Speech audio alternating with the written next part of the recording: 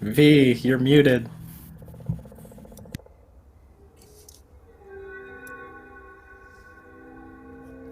I am having audio issues. It's fun. It's grand. Here I am. All right. Hi, everyone. It's Sunday, and that means that we are here for another episode of The Last Dare here on the Kobold Press Twitch channel. I cannot wait to get started. I have missed my lovely players. It's one of those things where it was Sunday and I was getting excited because I get to spend time with all of you, and it's fantastic. Before we start going around and introducing everyone, let's make sure that we address the fact that Kobold Press has a fantastic Kickstarter going on right now. If you have not heard about this for some bizarre reason, you need to get your butt over to Kickstarter because they have the Tome of Beasts 2 going on right now. If you know anything about the Tome of Beasts as well as the Creature Codex, you know that these are fantastic resources for DMs and also for players and stuff to get ideas. So yes, this is the hype mode. Get over there, check it out. There are some amazing things that are unlocked. I am going to be a good little DM, and I'm going to put the link into the chat right now for you to make it that much easier. But they have already raised $190,938. They have over 2,000, almost 3,000 backers. There are 25 days left of this sucker, and there are more and more things getting unlocked as you go along. So, you know, give it a look-see. Check it out. They have all these different levels, and again, I have them next to me every single game. I'm not exaggerating. There's this one. It's the Creature Codex. And then there's this one, the first Tome of Beasts. So definitely check out these beauties. These are like my tried and true. Love them to bits and pieces. So that being said, got that in there. We're going to go around and say hello to everyone first, and then we'll do our nice little summary of what happened for episode 1 of season 2. So I'm going to go around, and let's start with our wonderful, fantastic Michael. Why don't you get us going tonight, sir? Hi, everyone. I'm Michael Sinclair, the second, commonly known as Michael Kritz normally. Today season 2. You should know this by now, but I'm just going to reiterate. If you're new, I'm playing Gervain, the belligerent, Kyrie Wanderer, Ghost Fighter, Knight archetype. He's up against Baba Yaga. Yep. He doesn't know when to shut his mouth sometimes. But anyway, that's who I'm playing. Lovely. All right, scooting over to Torn Pixie. Hello, I'm Torn Pixie, and I play AOL Gillette, who is our... brain, don't do this now.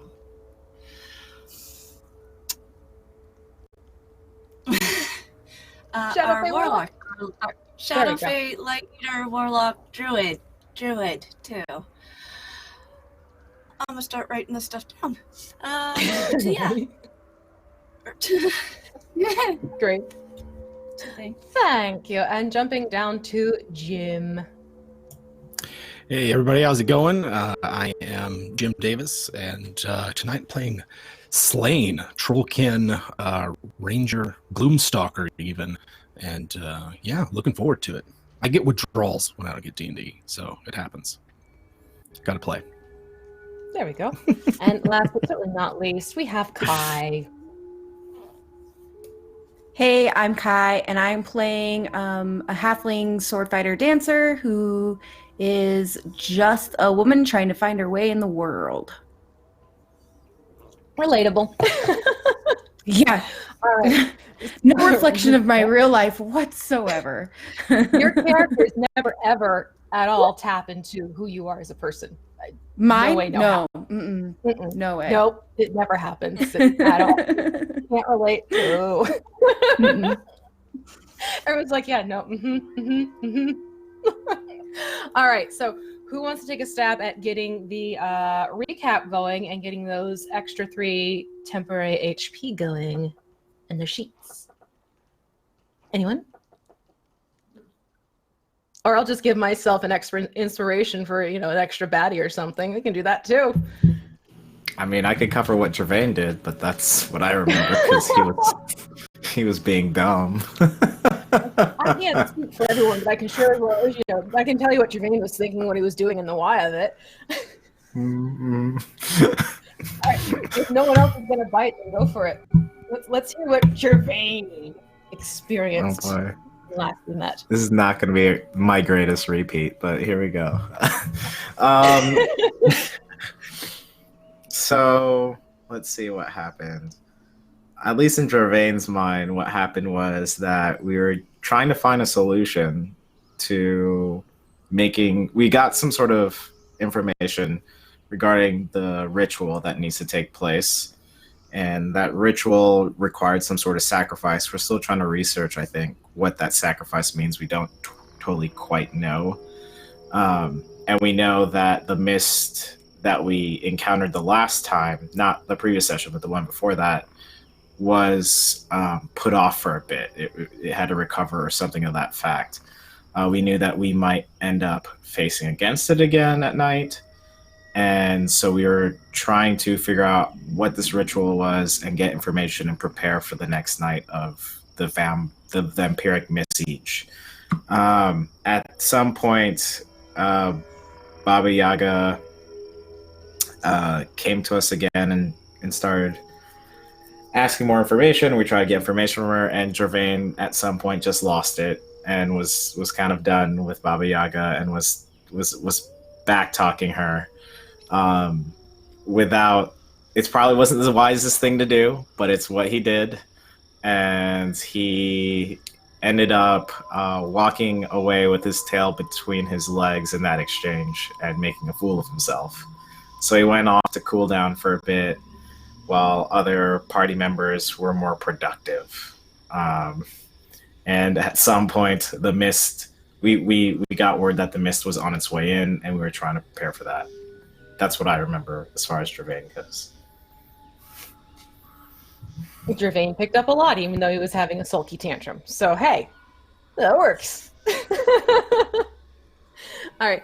Yeah, you also had the conversation with Mama Rayana talking about the whole sacrifice going on in terms of it didn't have to be a full throttle sacrifice in terms of blood must be drawn, that you had elements that you could put together where it would still appease the ritual itself to bring things back to a close and fix what's happened at the Dead Druid Run further down the river.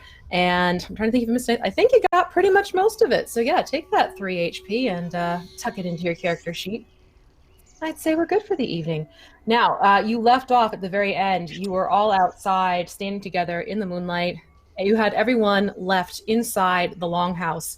Mama Rayana, Shreg, Baba Yaga, Riorik is also in there. His horse Nox is sort of often grazing in the distance after having had a nice little chow down with Slain. Slain with his dirt and the horse having its grass.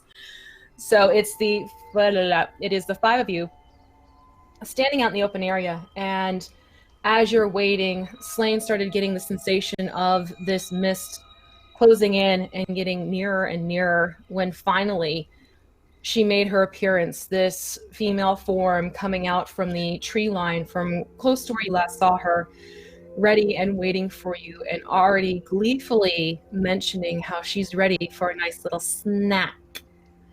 And as she's standing there looking at all of you, you see Maurice, this very bizarre look on his face for anyone who's looking at him.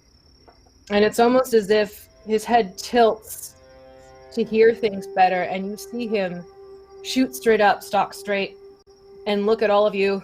I'm gonna need to be going for a little bit. I think my presence is needed at the shrine, so you can all deal with her. I think that the gods are calling me, so y'all take care. Just holler if you need me, but the gods, they, no offense to you, but they take priority.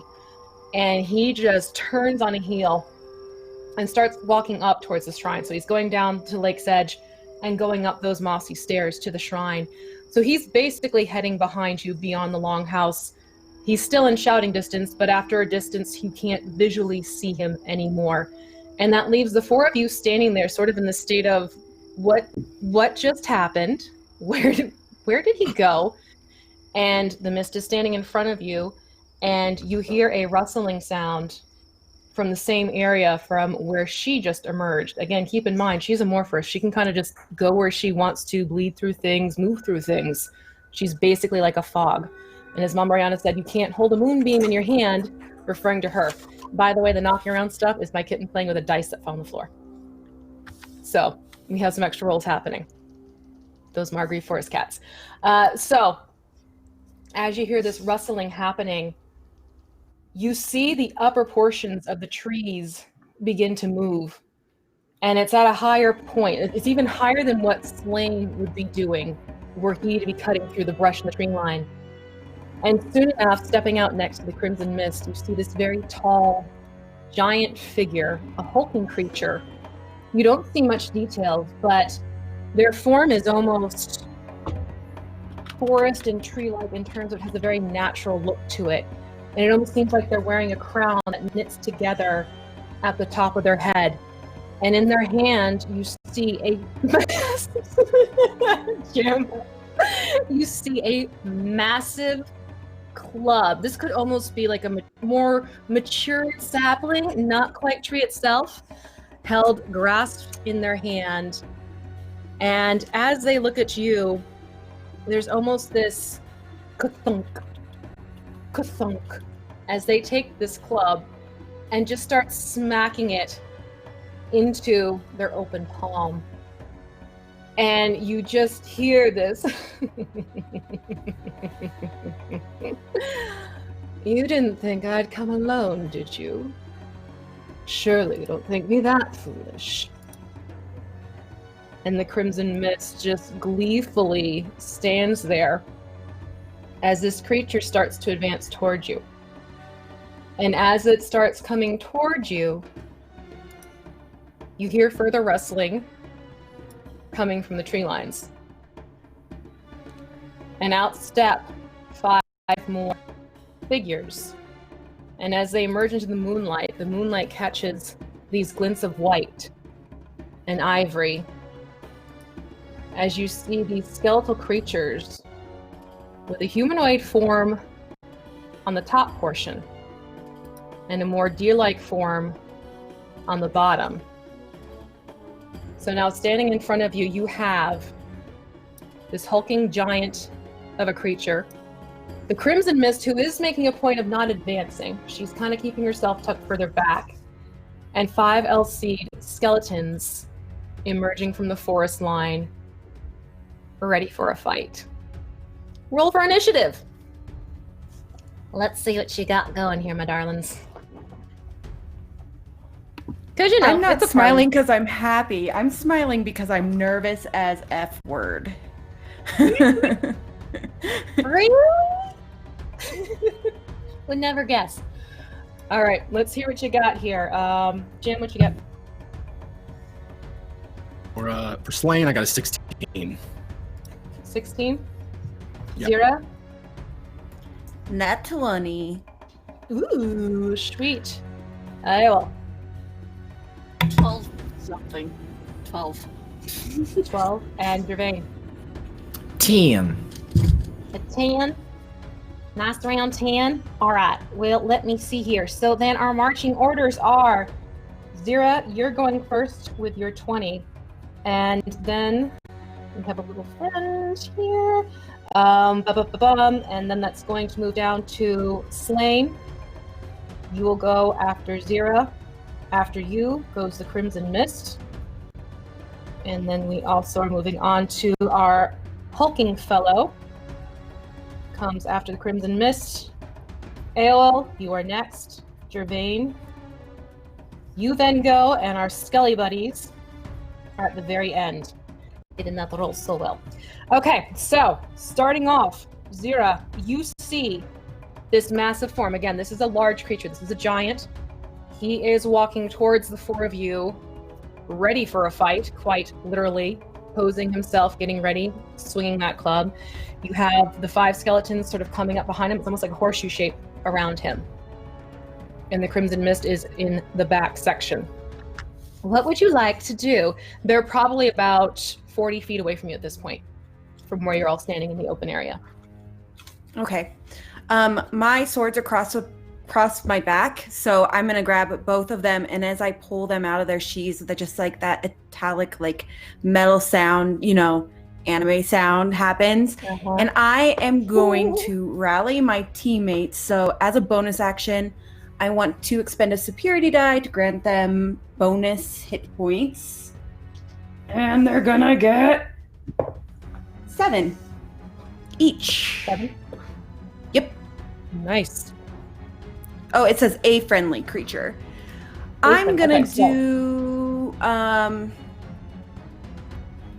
EOL because she has magic for the fog lady. There you go.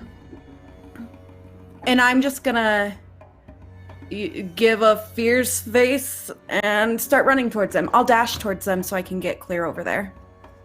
Okay. So is that everything for you? You're going to try and attack one, or? No, the dash is my action. Yep. Okay. All right, great. So moving from Zera, we're then over to Slain. You are up, darling. And thank you for subscription, God of Wrath. Here we go. So Slane's gonna use his longbow and shoot at this giant creature that's coming out of here. And, all right. Yeah. Because skeletons, big guy, that's another matter. So here we go. First attack is going to be a 19 to hit. 19 absolutely hits. All right, and then the second attack is a 10. So, but the 10 will miss. 19, let me see if this is actually going to roll damage here. Oh, it's going to be 8 damage. 8? Okay. Yeah. So you pull your bow and the first arrow lets loose and it lands solidly and it sort of hits him like just above the kneecap area. So this is a big, thick fellow. It's sort of just an irritation at this point. But hey, you can puncture him. You figured that one out so far. Yeah. Is there are there trees or anything like that nearby? Because I know we were in a clearing. You're in a clearing, but you're also surrounded all the way around by the Grove's forest itself. Okay. Then I will, if I can, I'll make my way towards that with my move. Okay. So you can move over towards the tree line. That's probably about where you're standing, like 30 feet away. Okay. But you're going to get just to the edge of the tree line. You're not in the trees themselves. Gotcha. And that's it for me. All right, cool. And then from here, we're going to go over to the Crimson Mist, who... Again, she seems to be more the observer. She's watching as she sees these 5 skeletons move up toward you along with this massive creature. And it's almost like she's looking at her, if she had a physical body, looking at her nails in boredom, like she's just waiting for the inevitable to happen. She almost doesn't seem to care. She's that confident about what's going to happen here tonight. And so she's just sort of looking at her hand. Just let me know when you finish, and we'll go from there. And you just hear this grunt coming from the larger fellow. And that's going to take us to him. And he is going to move in advance. And because you have move Slain, you're going to catch his attention because he's realizing someone has shifted from his intended target. So he is going to try and move over to you. And he's going to get...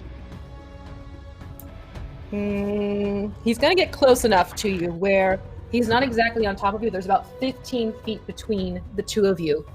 But you just see him grin, and you just see this mouth full of you'd almost say they were made of wood type of teeth. Again, he looks like he's a very natural form. But you can see now, knit in the top of his crown, this small little creature with wings, and she's almost grabbing at the shape of the crown as if she's encapsulated in a jail cell or something like that. And he's just, again, he's taking that club, and you hear him laugh. Oh, this is gonna be fun. All right, and that will bring it. That will be his turn with that one as he's facing off with you. AOL, it is your turn now. You have the 5 skeletons still advancing towards the 3 of you, which is Gervain, Zera, and yourself. Slain has moved off towards your right into the tree line. as has that massive creature following Slain. Crimson Mist is in the very back. How far off is that mist? She's easily at least 40 feet away at this point. No problem for my favorite. Oh! I'm not messing around. She thinks we're gonna focus on the 5 things she sent at us, and no. So you're going after Miss Mist? Yeah. Awesome. Gonna play around with her little toys. Get her. So what would you like to do? You're going to do Eldritch Blast? Is that what we're on? Yes. Am I missing something here? I am. Brain. Please stop. Yeah. Does an 18 hit? An 18 will hit, yes. Sweet. So what does it look like as Aol starts ramping up for battle, getting ready to strike this creature that has been the plague of her existence lately? Oh dear.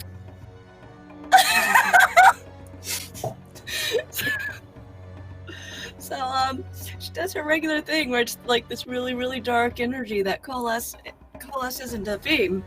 Unfortunately, it's not super effective, as it does only 1 point of force. Oh no. All right. So, but actually this kind of works a little bit because as this blast hits her, she's still sort of looking at her hand in boredom, like, studying things. And all of a sudden it snaps her to attention and you see this mist lose its form a little bit as if she has to regroup to keep herself pulled together early. And her eyes have now locked towards you. You've gotten her attention. Anything else you'd like to do? Yeah, I'm gonna taunt the bitch. Like, hey, you think we're here to play with your little toys? I don't care about your little toys. We'll see who the little toy is, dearie. She'll sneer back at you. And that will take us to Gervain. Yep. I will. How far away is the big hulking figures? I know he focused on Slain here a moment ago. If he's gone over to Slain, he's probably more about 25 feet away from where you are. Okay. I'm gonna hop on to Little Czar because I don't think I was mounted on him yet. No. So I'm gonna hop on him, and then I'm gonna basically say to Czar, "Come on, buddy!" And I kind of tap him on the shoulder and have him face towards Slain and get towards the hulking figure. Okay. And then I think me mounting him would probably be my action, and then I think Czar might be able to attack. I don't know how you want to play it. Yeah, he can still attack. Okay. He took his motion, but he can still attack. Okay, cool. I will do his first bite attack towards the hulking figure, and that's 19. That'll hit. And that is 8 piercing. And then his claw attack, which is 13. That'll miss. Okay, so he's just gonna try and run towards Slain, sees the hulking figure, and he's gonna do like a mini little jump and kind of bite onto a leg as he approaches. Okay, so are That's you my- positioning it so that you're flanked now? Yeah, with Slain? absolutely. Because I see a big hulking thing, and I just want to kind of pin it. Okay. All right, so we now have a flank happening between Gervain and Slain with Mr. Big Guy in the middle, which is, hey, not a bad thing to have happen.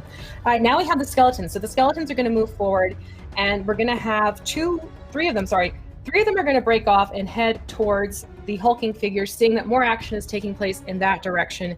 Zira and AOL, you each have one who come up towards you and move in for the attack. However, they only have so much they can do. Yeah, so they get close enough to you again, so it's sort of like they are waving their weapons menacingly in front of you, and you see the bones glinting in the moonlight.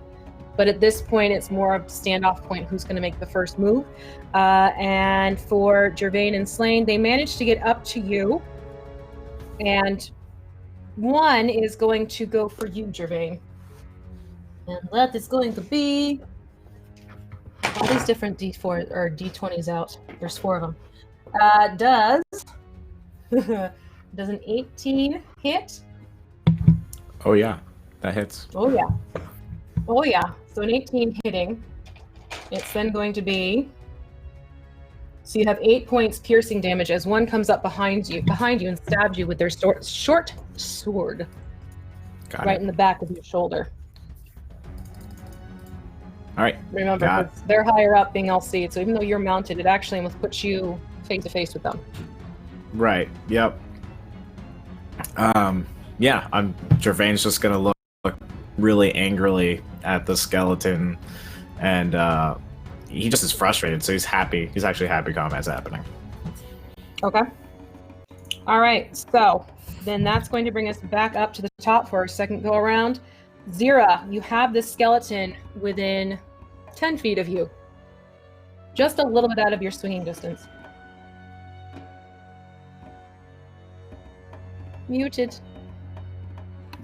Muted. Am I unmuted now? Yes. Now Okay. you're muted. I'm I'm going to move forward and make my first attack with one of my swords. And that's a nat 20. Bam. Nice. I'm Okay, so on you get fire full tonight damage on the already. first- Nice. You get full damage with the first set, and then roll your second round of dice to get the rest of it. And don't forget to add in any extras. 10 points of damage. Total? Yeah. Okay. And then I'm gonna make another attack. I get a second attack. So I'm gonna do that. Ooh. And I got a 19. 19 will hit. Yep. And then 8. 8. Great. Yep. So what does it look like as you start attacking this Alcide skeleton? Hearing her voice, it reminds me of Rowan, just like condescending and cocky, and I feel like there's like a fire in my soul, and I kind of jump on the back of one of the skeletons and just drive the swords like behind the skulls, like into the long skeleton neck. Okay. All right. So you manage to just sort of almost like you're leveraging a little bit your swords into the open shoulder blade area, and you're starting to get these bones to tear apart from each other a little bit, weakening the structure of this Alcide. Lovely. Anything else you would like to do, or is that everything you'd like to take action on? That is everything. Okay, cool. And then we're going to jump down to Slain. It is your turn. Remember, you have Gervain flanking with you as you face this hulking giant of a creature, and you see this poor little creature caught in its crown. Yeah. And so it's like a prisoner then. I have a couple questions. Is it possible for Noname to fly up in its face and like try to just be a light up in the giant's face? Is that possible for Noname to do?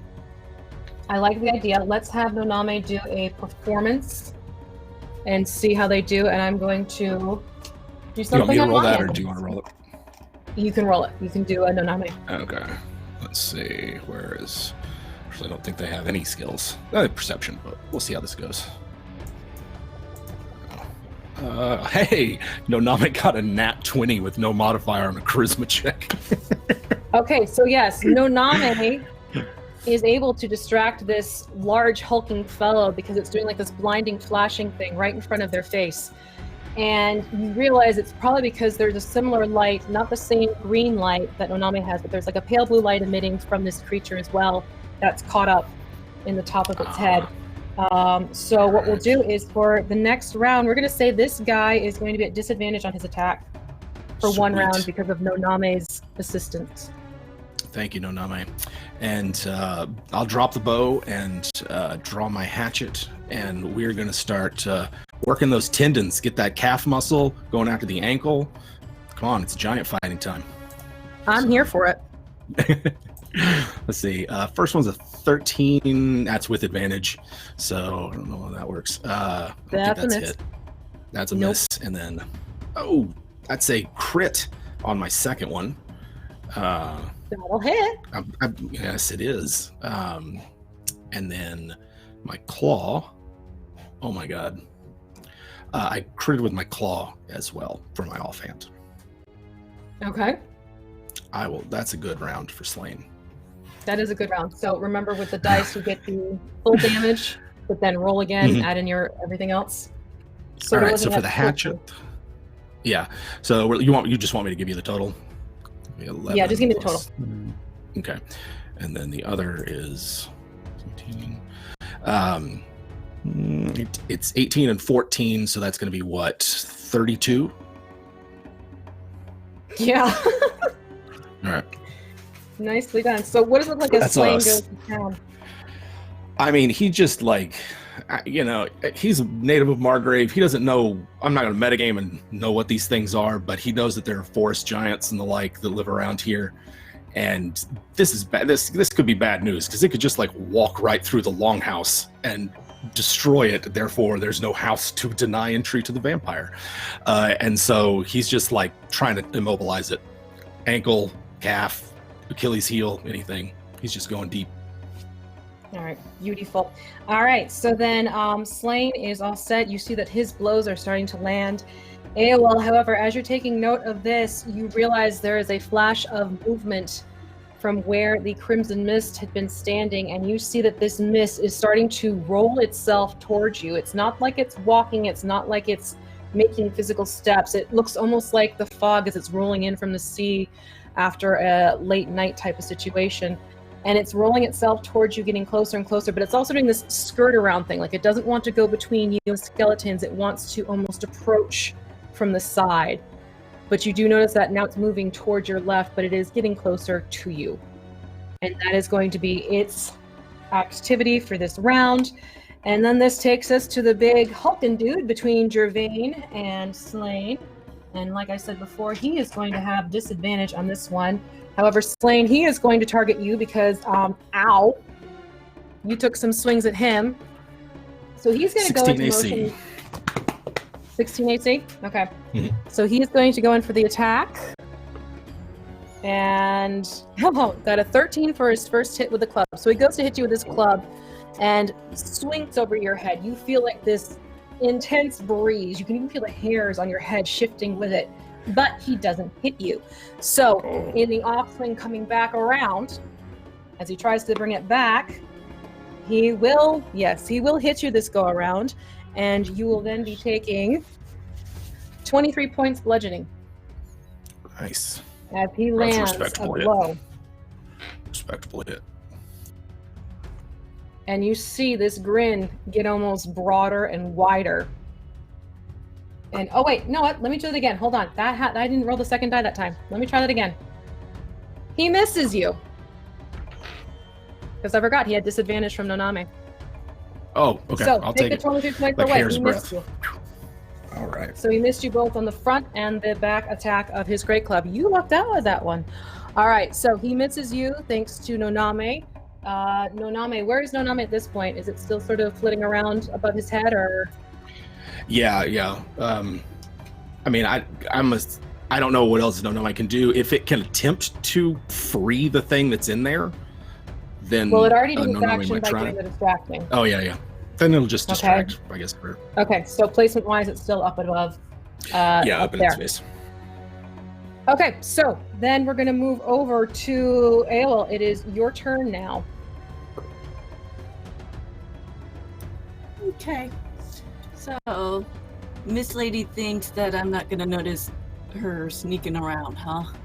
No, she's just going to quietly roll around to come up and surprise you from the side. Uh-huh. Uh-huh. Let's see if my dice agree with me here. Yeah, no, she's not. It's a 19 hit. That 19 will absolutely hit for her, yes. All right. What you gonna do, AOL? All right, so I see her, and I don't turn my head. I'm using my peripheral.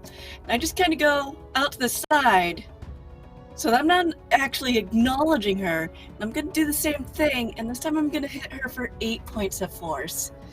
And again, with this arc, you're not going to sneak around on me. I'm not dumb. I wasn't born yesterday. And you almost hear this hissing sound coming from her as you see your Eldritch Blast hit her.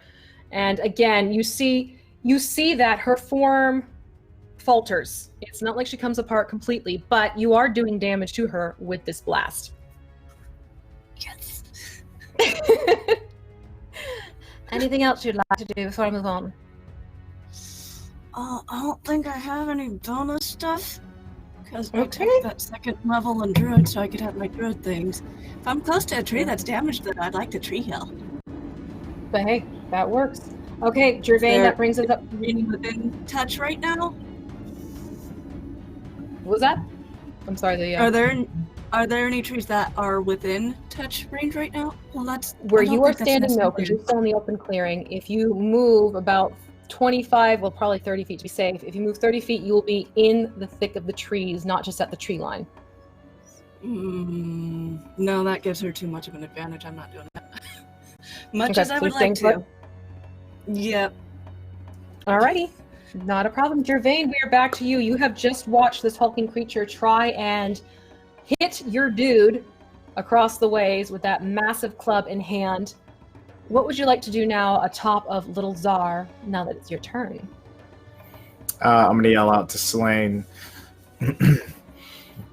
Nice work down low. I've got high. And I'm going to spin my spear around and go for like a slash. It's only a piercing weapon, but kind of like a slash mover up its top torso to kind of draw attention towards it. So it's sharing like hits between me and him. So Sure. going to roll with advantage, correct? Yes, you will. You will indeed. Come on, dude. 15? Does a 15 hit? 15 will miss. Yay! And then I'm with the momentum, I'm gonna stop the spear as I miss with a wide fling, and then I'm gonna try and stab it with my spear up top again. Because now I have extra attack, and Gervain can hit twice. He can miss more often, folks. It'll be great. 11, 15. Yep. Nope. They're just gonna. No! I can't do work. So Lil Czar is going to focus on the little skelly being that's been trying to attack me. And he's going to do that. Czar's like my only damage output ever, but that's fine. He's great. He's my buddy. It works. He's It there totally for. works. See? Right there. 24 to hit. What a great guy. That's going to hit the skeleton. 7 piercing damage with his bite. Okay. And 14 with his claw. All right, so as you see Little Czar, it's almost as if it's the whole like, ooh, a stack of bones in front of me, snack time. And so whips around and gets a nice solid bite. You hear the crunching of bone in that front femur as his bite lands true, and you hear the grating of his claws across the rib cage as they drag down. And you see that this skeleton is definitely looking far worse for wear now that Little Czar has gotten its sights onto it. You want me to But roll it is damage for the claw? Because I haven't done that one yet. For the which one? I haven't rolled damage for the claw. Okay, just- do the claw. And then that's 5 slashing for the claw. And you watch this skeleton topple over. Sweet. Cool. Awesome. Gervain's missing twice as often, folks, for doing it. My turn is done. He's just angry. He's an angry little unfocused dude. It's fine. All right, so seeing their companion fall, the 2 skeletons that were also advancing towards you, one is going to come up to you, Gervain, the other one is coming up to you, Slain. So, while they're on the attack, all right, Gervain does a 19 hit. It sure does. Okay, and Slain, you said 16? Mhm. Yeah. All right, something about the number 15 tonight. So this one rolled a 15, so it goes to swing at you with its short sword, and it whiffs across you, just like the club did, except maybe a couple pieces of hair might have gotten slightly skimmed in process of swinging towards you. Gervain, this other one is going to go towards you with their short sword, and they will do 5 points piercing Got it. as they go in for a swing. All right, and then AOL and Zira, the other two are going to come toward you and go in as well with their short swords to try and get you. Zira does what? Zira does a 17 hit. Yes. Okay, so you are going to take 4 points piercing. AOL does a 9 hit. No. No. All right, so as it goes to hit towards you, it just sort of skims across, just barely missing your midriff area as it goes to swing and try and get you in the guts. But lucky for you, it missed. And that's going to bring us back up to the top of the round. 3 with Zira, you are up. I want to try to push the swords in further and then leverage them to pop the bones like apart and off. So my first would be 18. 18 definitely hits.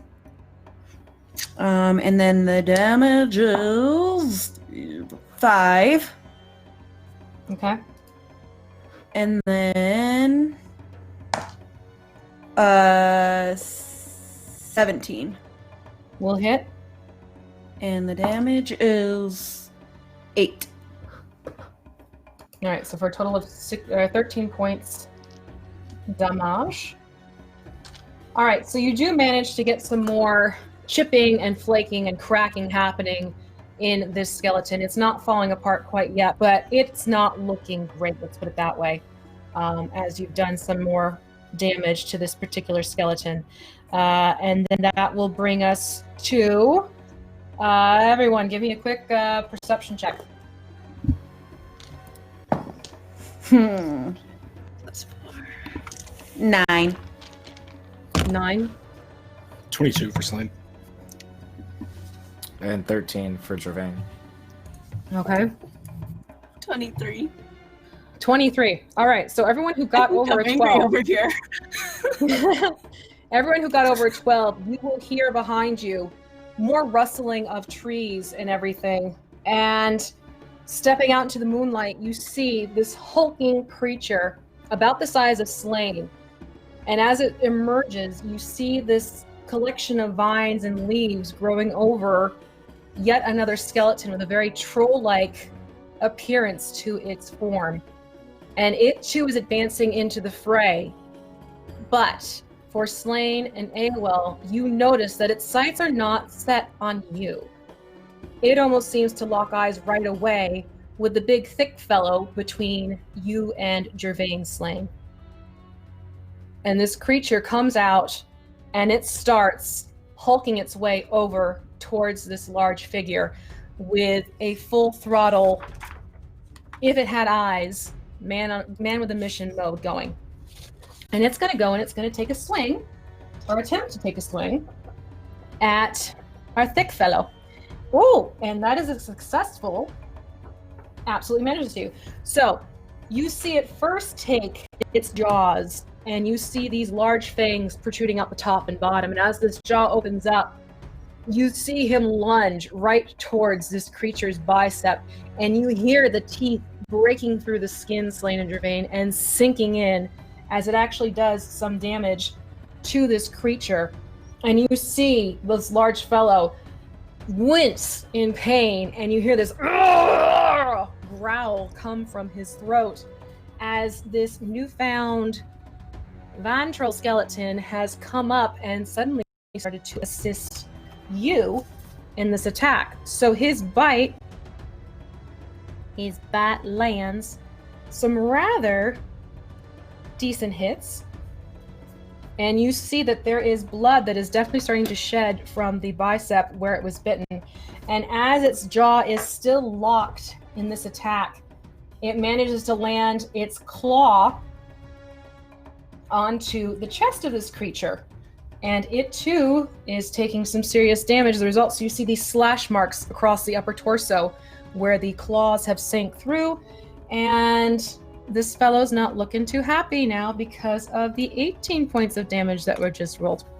Okay, and that is your newfound friends action, and it just sort of, it's almost like it's taken quite a happy bit of pride in managing to do so much damage just on its first attack. So it's still jaws sunk into the bicep, and it's almost like a dog would as it's standing there. So that then moves it to you, Slain, as you see some damage being done. Ooh. Gosh, I would love to climb up this creature's back if possible, because there's like 3 of us now with this new ally. There's like Gervain, Czar, and then this new thing.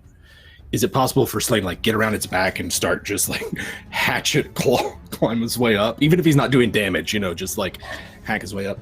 I have the DMG rules if you would like them handy. Yeah, I'm liking the story of it. So yeah, I'll let you take your motion to climb up, because honestly, if it's hooked into its jaws, it's still hooked into the bicep. It's actually pretty solidly locked in. So it's anchored, so you could probably climb up it. Cool. All right. What do I need to roll? Let's do an athletics on it. Sweet. All right. I should probably... Oh, hey. 17 for that athletics check. My God, Roll20 is loving you tonight. I think it really is, right? Yeah. So I will... I'm going to climb up. I'm going to try to get to the crown, its head. If I can. If it takes me my entire action, that's what I'll do. But I want to pretty much, yeah. Yeah. I'm going to climb it like a toddler on its back and just like grab it around. I know that visual. All right. Yeah. So we'll have it for your turn. You've managed to get yourself up on top of the shoulders. All of that, I want to see Mickey Mouse sitting on the shoulders pose. Is that kind of what you're envisioning? Okay. Kind of, yeah. He's trying to get up on his shoulders. Okay. So we have Slain on the shoulder area of this large creature, the vine troll skeleton, jaw locked in the one bicep, and Gervin is standing behind. The Crimson Mist is going to close in now and get closer to you, AOL, because apparently the two of you like to banter. So now she closes the distance and she comes up, and I'm going to need you to give me a dexterity saving throw.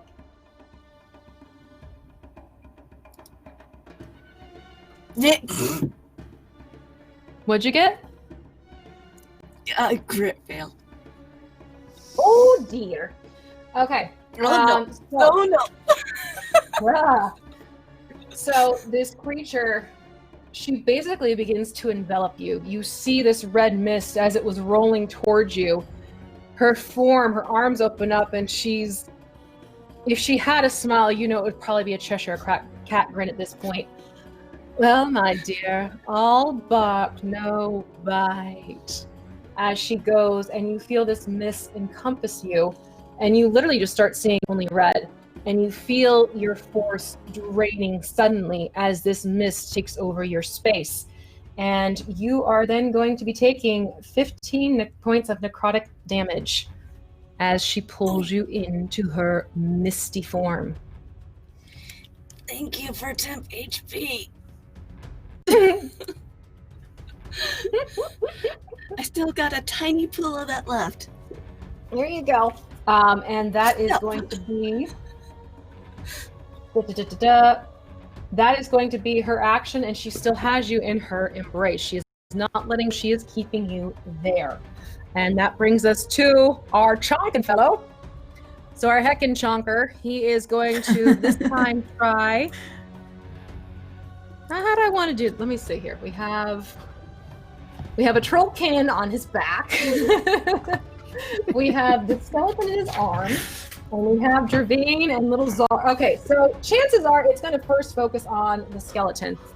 So it's going to try and first attack the skeleton, and then Gervin, it's going to try and go for you.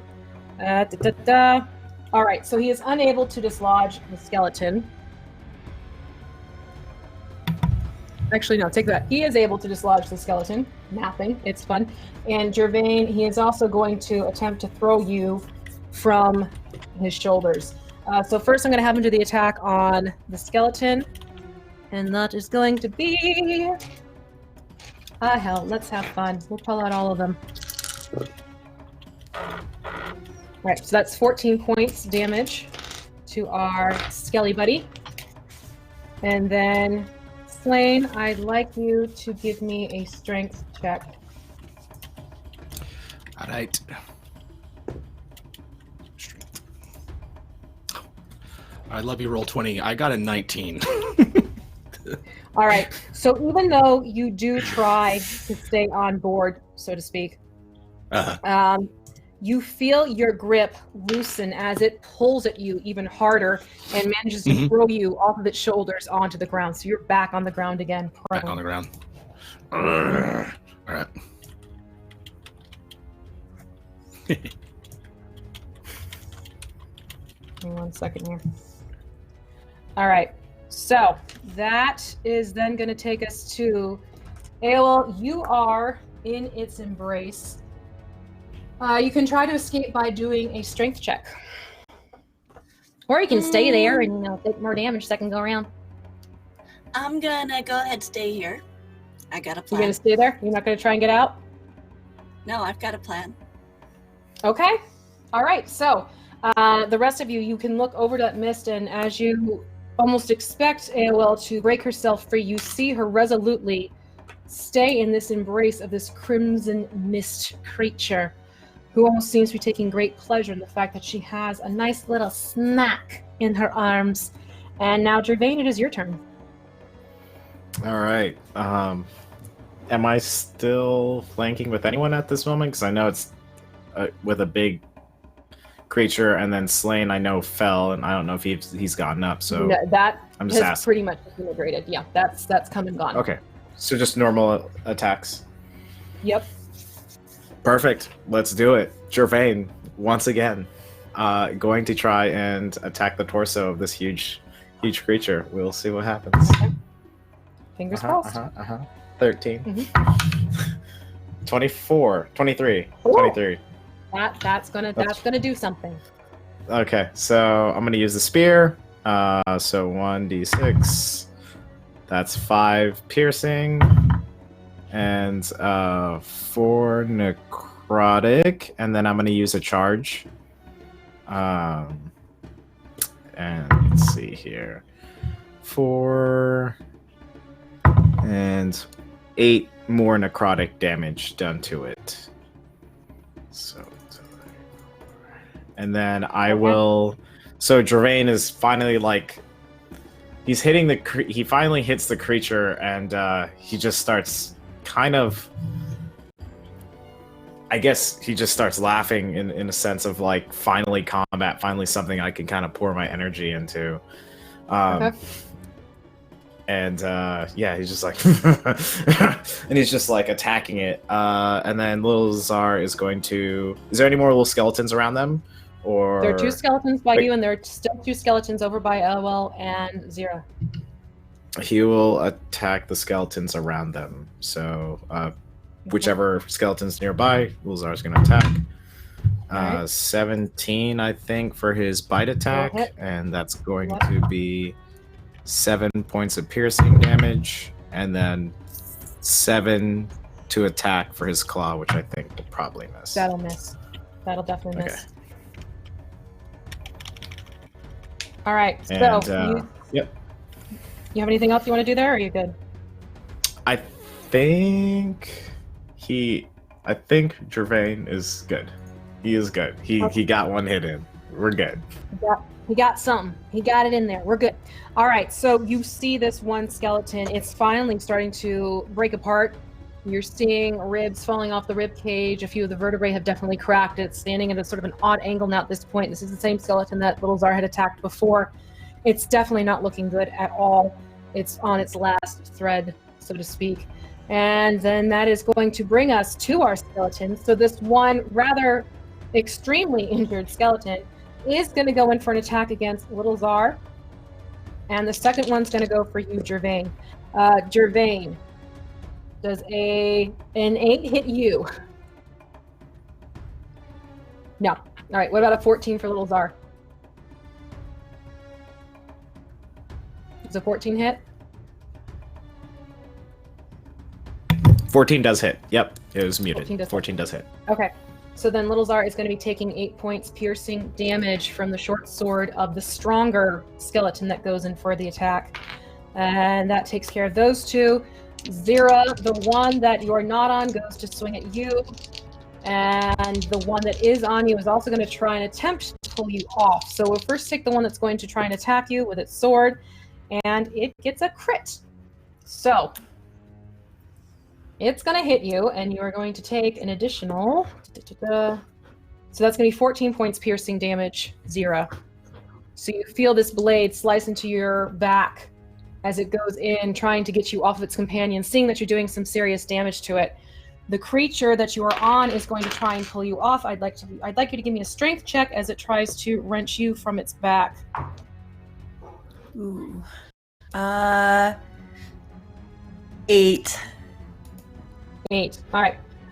With your 8, it just manages to pull you off of its back, and you feel it tumble, and you feel yourself tumble to the ground, and it almost seems to be relieved to be no longer bearing you on its back, and you can see that it is barely standing as it is, and that takes care of this round as we move into round 4. And in the distance, you hear the call of a familiar voice.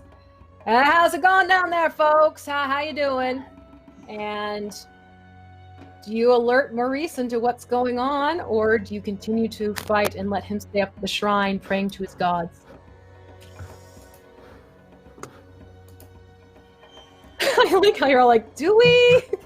I would. Gervain would. Yeah, Gervain would be sure, like, yeah. All right. I would yell out, Maurice, get over here. You're okay. We're in the middle of battle right now. The gods can wait. They're always there. Come back. So, Maurice, as you're coming down from the shrine because you felt the sudden urge and need to pray to all of your gods, because, the Crimson Mist shows up with herself, 5 Elseed skeletons, as well as this large, hulking, giant creature with a massive club in hand. Upon your return, you see that there are now only 5 skeletons left, that this large giant creature is now between Gervin and Slain and this large troll skeleton that seems to have its jaws embedded into the bicep of this large giant, and the Crimson Mist enveloping Aoel in her embrace. All happening in the open clearing. This is what you get for going to pray. So do me a favor and just roll for initiative so I know where to stick you in.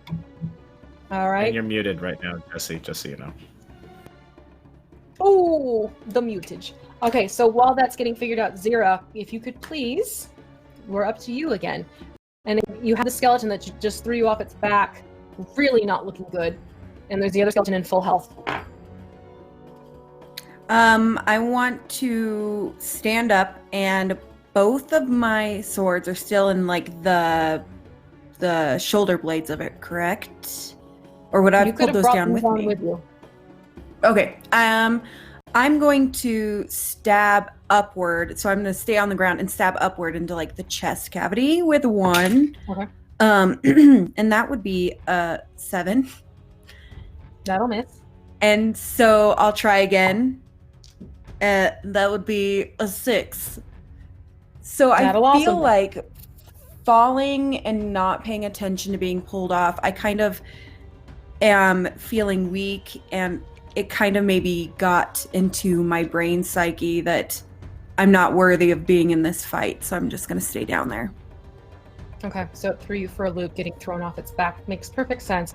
That is then going to bring us to our Vine Troll skeleton, who is going to release the bicep of our Heckin' Chonker, and it is going to go in again for another bite. This time it seems to be aiming towards the thigh. So it's going to go in for a bite, and its claws. Hold on. All right, so its bite will land, and that is going to be, where are you? So its bite lands nice and solid into the thigh, and again, you see these rivulets of blood starting to trail down the big dude's leg. And again, you hear that growl, and you see that grimace on its face. And this time the claws are going to go and try to sever a tendon if possible, as it aims towards an Achilles heel attack. And that will manage to hit. All right, so we get some claw damage in there as well. So your newfound skelly friend is doing some serious damage to our Heckin' Chonker. And that's going to be its turn. And Slain, you are now up.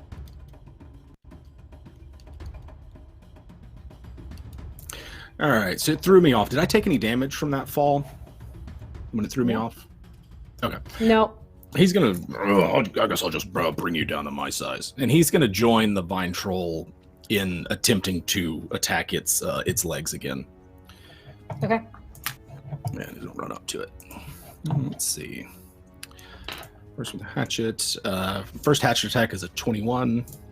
That lands. And then 18. That also lands. And then my claw misses with a 12. Yeah, that whiffs. All right. So for the hatchets, it's going to be 22 damage total. Okay, so what does it look like as these hatchets start to make purchase in the thick skin of this large giant creature? He's just gonna whatever the other leg is that the vine the vine troll's not attached to. He's just attacking that one, and he's going for ankle and attack the weak spot. I love it. You guys are just like pull it apart. Right. Get it down. He's not looking good at this point. He's not as confident as he was. You see that the club is almost slack in its hand, and its offhand is almost trying to put pressure on some of its wounds in some way, shape, or form. It's still standing, but it definitely doesn't have the confidence and vigor upon which he came into this fight. Let's put it that way. And that's going to bring us to... So is it possible for Noname to attempt to free the other creature that's in the crown? Oh, interesting. Yeah, let's play this one out. I don't know what... I'm not sure if Noname can, like... Let's do just a pure roll-off.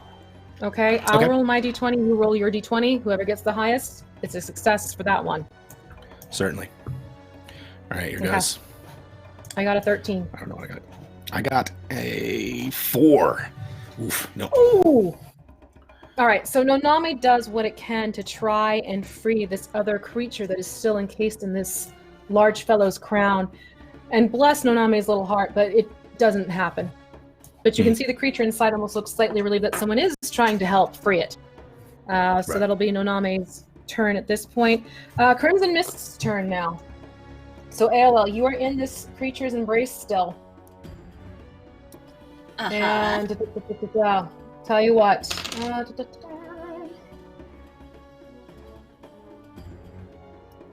All right, so you're going to be taking, let's see how much necrotic damage because you're still in its embrace. Shadow armor.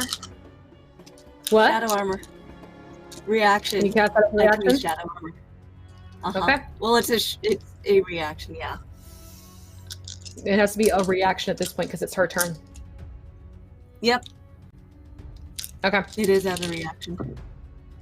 Okay, so then you will be taking 11 points necrotic damage this round. Okay, so the way this works, I siphon energy from the Shadow Realm to protect myself from an immediate threat. As a reaction, you pull shadows around yourself to distort reality. The attack against you is made with disadvantage, and you have resistance to radiant. Not that this is radiant. Okay, this is because you're in its embrace. It's not a full-on attack is a thing. Okay. So because you're still in there, it's going to be 11 necrotic. Okay. And you can try and free yourself on your turn. Okay. Okay. So she laughs in glee as she is further strengthened by your life force, AOL. Not so tough are you now, dearie. And that will be her turn, and she is going to choose to keep you in her embrace because, spiders caught her fly. She's a happy camper. That is going to bring us to Big and Ugly. He's not looking grand. He's not looking great. He is going to try and attack Slain first with one whiff. And that is going to be a 19 to hit. That'll hit. That'll hit. Okay. Then you are going to take on... Yes. How close is Slain to me currently? Like within 10 feet. Okay. If he's not within 5 feet, then it doesn't matter. We're good. Okay. All right. So then Slain, you are going to take on 12 points bludgeoning. All right. From the first swing. And then it is going to try and attack this tenacious vine troll skeleton who is still locked into its thigh. That's my cousin. And Don't it's murder gonna him. miss. It's gonna miss, so it whiffs over the creature and doesn't manage to knock it off of its leg. And you could almost hear like this dog-like growl coming from the skeleton troll, you know, taking pleasure in the fact that it's still doing some damage to it. And that is going to be everything for Big and Ugly.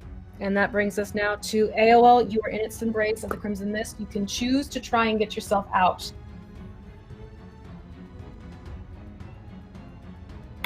You're muted, Ewell.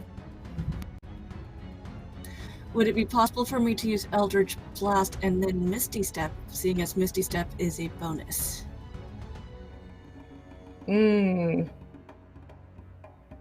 I will let you do Misty Step. You cannot do Eldritch Blast until after you get out of there. Okay, fine with that. So yeah, I'm gonna turn into mist and be like, yeah, no, you're not holding me here. Okay, great. Gonna So bamf out. you get to mist yourself out. So what color is it when you go into Misty Step mode? Are you also dark like you do with your Eldritch Blast? Yep, because this came from Warlock abilities. Yep. Okay, so as this red mist is trying to encapsulate you further, we see this darker mist form, and AOL is suddenly out and away because you have 30 feet to choose from, correct? And I'm gonna use that full 30. I'm taking all 30 feet and I'm getting away from her. Okay, so Gonna nope out of And there. then I'm gonna use my movement, get a little bit further. okay, Like, hey, I'm not gonna make this easy. I may have sat there stunned for a bit there, but no.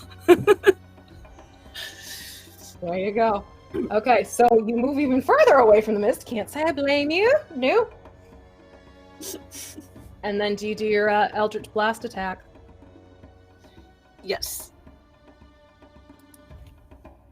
It's a 24 hit. That'll hit. Yeah. Oh, Oh no. I just zing her again. I'm like, yeah, no. Yes, I guess I'm still on What'd you get top this time? mode despite everything. What was your damage? 1. Oh no. Like I said, I guess All I'm right. still on taunt mode. And you're also Something. you've been weakened by this, so yeah, I'm not surprised that your blast isn't as strong and powerful as it could be. All right, so AOL is out of the crazy embrace of this creature. She almost seems a little bit disappointed as she pulls herself back into female form, and that is going to bring us to Gervain. You are up with Little Zar. Yeah, me and Little Zar are just in the thick of the big old battle, so is Slain now on the opposite side of me now, or are we just kind of just off kilter of each other? Are you still facing the skeletons, or are you turning back around to the dude?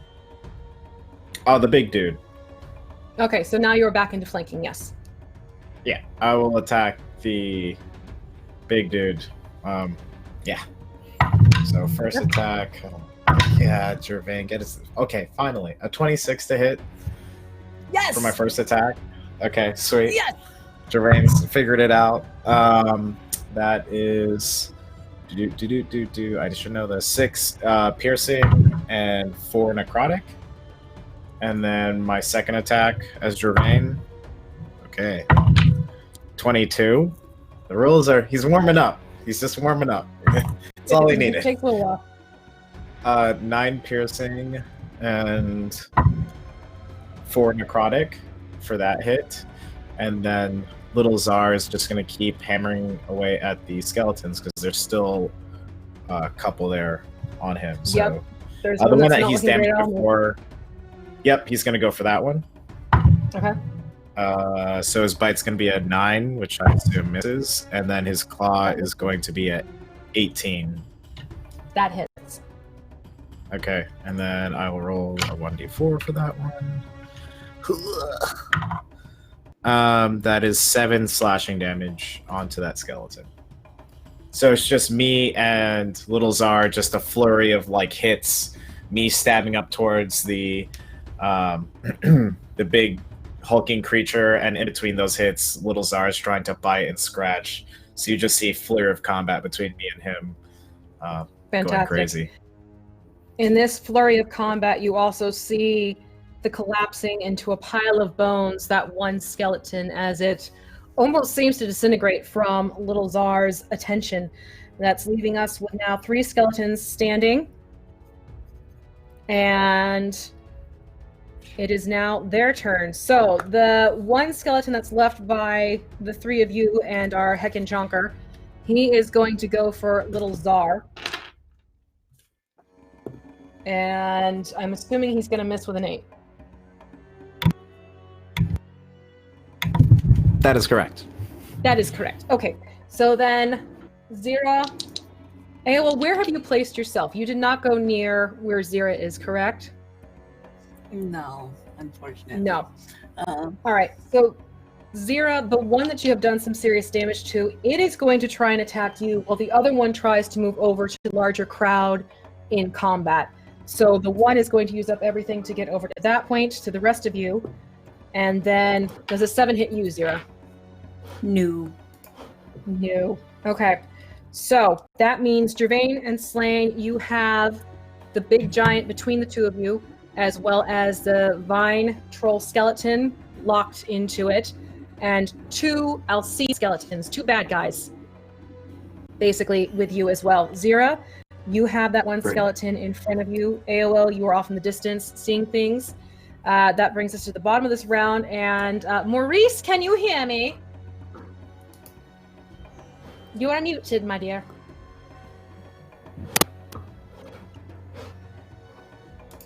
Hello? Maurice, you're muted with baby. Yes, the child is adorable, don't get me wrong.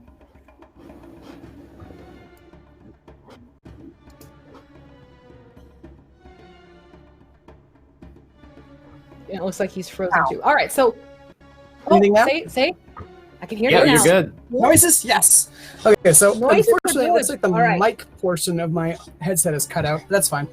All right, so what was your initiative roll? An 11. An 11. Okay. All right, I have that noted, Maurice. What's that? Hi, kiddo. How are you? Think Daddy's gonna kick some butt? We're having some terrible teething times here, Oh, that's no but we're fun. doing our best. We're doing our best. Okay, very cool. Tell you what, just as a little bonus for you, Maurice, why don't you give us an action you'd like to do before we start the 4th round or the 5th round here? A giant guiding bolt on the thing that Gervain is fighting. Okay. Yep. We're gonna go ahead and burn a level 2 guiding bolt spell slot to do that. All right. Blam. Did that? Oh, that didn't actually cast it. Sorry, forgot about the macro. Oh, that's a shame. That's only a 10. That's gonna whiff. That's gonna completely glide by over his head and unfortunately not make contact. But Maurice is in the game. And he's angry because his teeth are hurting. Very angry. The gods teeth hurt. There you go. Yeah, that's not fun. The gods made his teeth hurt from clenching his jaw so tightly. Okay, that brings us back up to the top again. Zira, you are facing off with this one skeleton directly in front of you. It does not look good for it. Laying on my back and watching the one kind of walk away kind of reinvigorates like the idea that they think I'm weak and that I'm not worth being there. So I'm gonna try to like find strength, stand up, and then take another swing, and it is 15. That'll hit.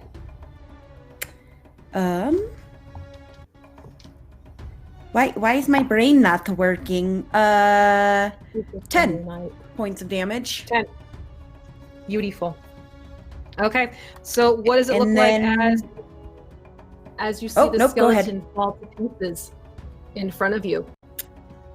I think I kind of take a weak swing, but then as it falls apart, I remember that we're here protecting the people that are in the town, and kind of straighten my back and start running towards the other skeletons with Gervain.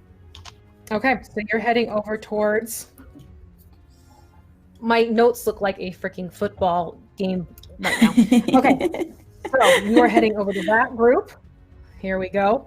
And that brings us now to our lovely Skelly friend. And he is going to... It's been working, so he's just going to go in for another bite attack, and this time he's going to go in and he's going to try and get the same arm, almost as if he's trying to like wrench it off of this thing's body. And let me see here. How are you going to do that bite? Oh, the bite just lands. So its bite just lands, and come here, my darlings. Let's see what we get. We're going to have some fun here. I did some pre-rolls, and now we're going to do an actual roll for this bite. Oh, well, okay then. So as you see it go in for this bite, you see it wrench the arm off this large giant creature, and you see that it has definitely opened up an artery as this blood starts to course from this creature's body. With each pump of the heart, you see this creature looking weaker and weaker and weaker. It is just barely standing. Seeing this, our Skelly friend is going to go in for a claw swipe across the jugular area, see if it can enhance the blood flow. I like how Jim's like, kill. Oh, okay, yeah, that's a hit. That's a hit.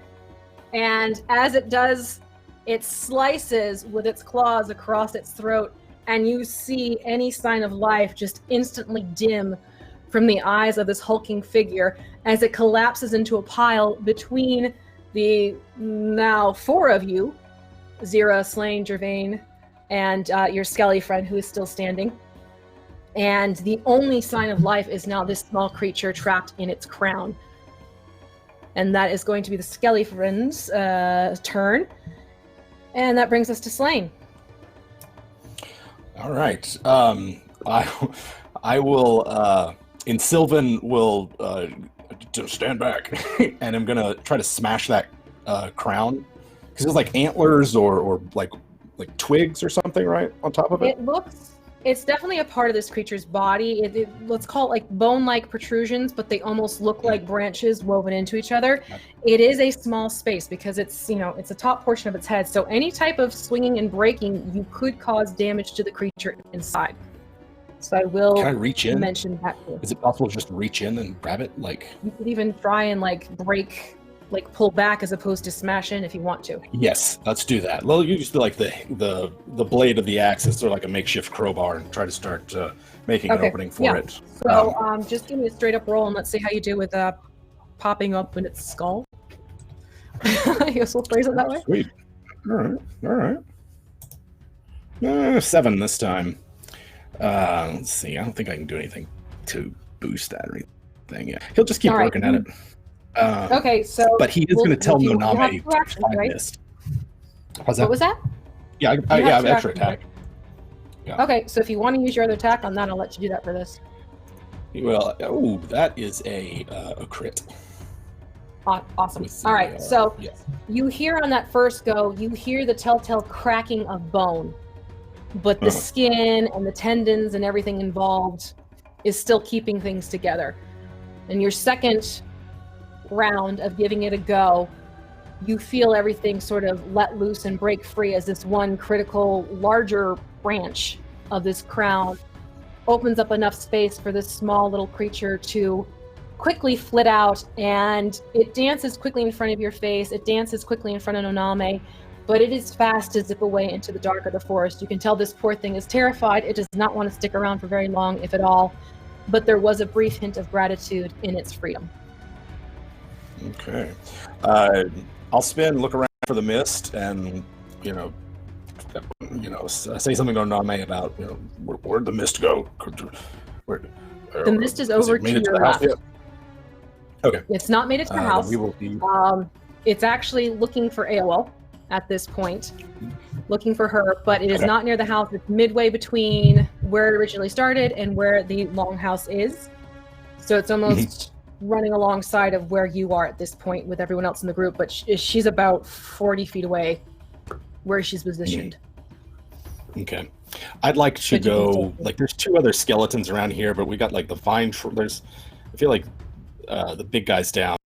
This priority is the mist. He's going to go after it, but not, like, engage it in melee. He wants to try to just be, like, 10, 15 feet behind it. Not stealthing, but just to try to catch up with it, see if he can follow it, and... If you want to try and get up behind it, you could go into the tree line and circumnavigate around the clearing. But that's probably going to take you take you about 2 rounds to get through. Unless don't take that long.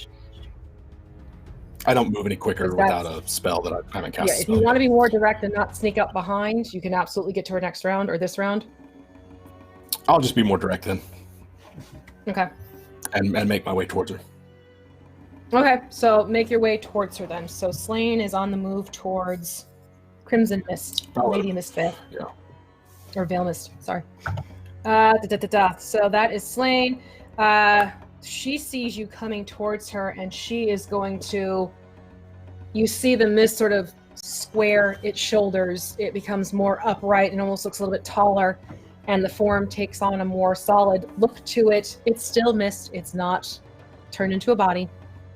And it starts to roll towards you, Slain, and it closes the distance, seeing you head towards it, which means that you now need to... Hold on, I have so many tabs. It's not even fun at this point. All right, so it comes in towards you, and I need you to give me a dex saving throw, please. 13. A 13. So she's got you in her embrace now. So she pulls you in her arms. Okay. Am I, like, restrained? You are restrained. All right, so you're pulled in, and you are now engulfed in this mist, and you're restrained. And you are... Let's see how much necrotic you're going to take now. 17 necrotic damage. All right. So you are restrained in this creature's misty red embrace. And that's going to be her turn. This dude's dead. Airwell, you are up. All right.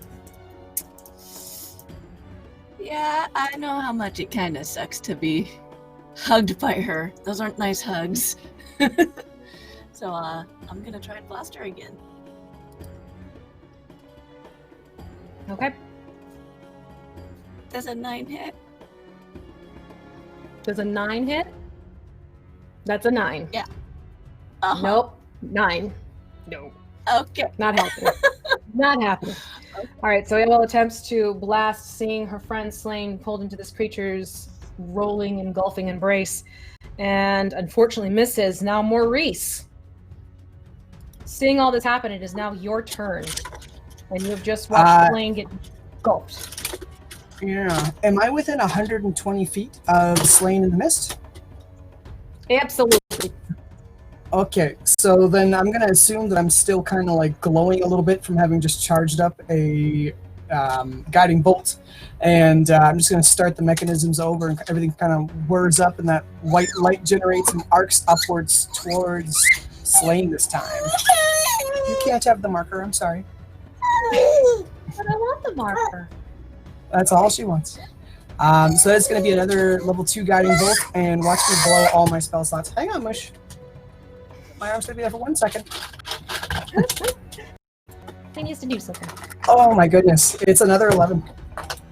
Oh no! So as you go and try... Yeah. At least I called it. That makes me feel a little bit better.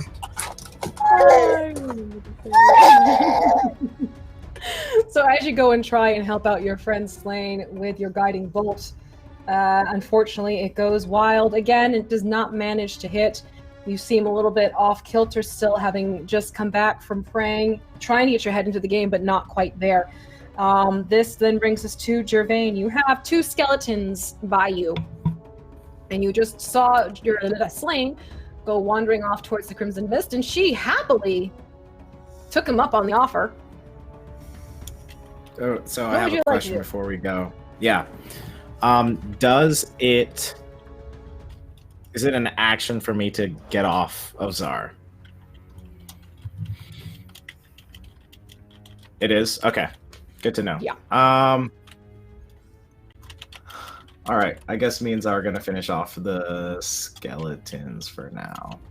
Just to remove them away from combat. So I'm going to attack one of the weaker skeletons, if there is a weaker Okay. of the two. Yeah, they both haven't been great, so.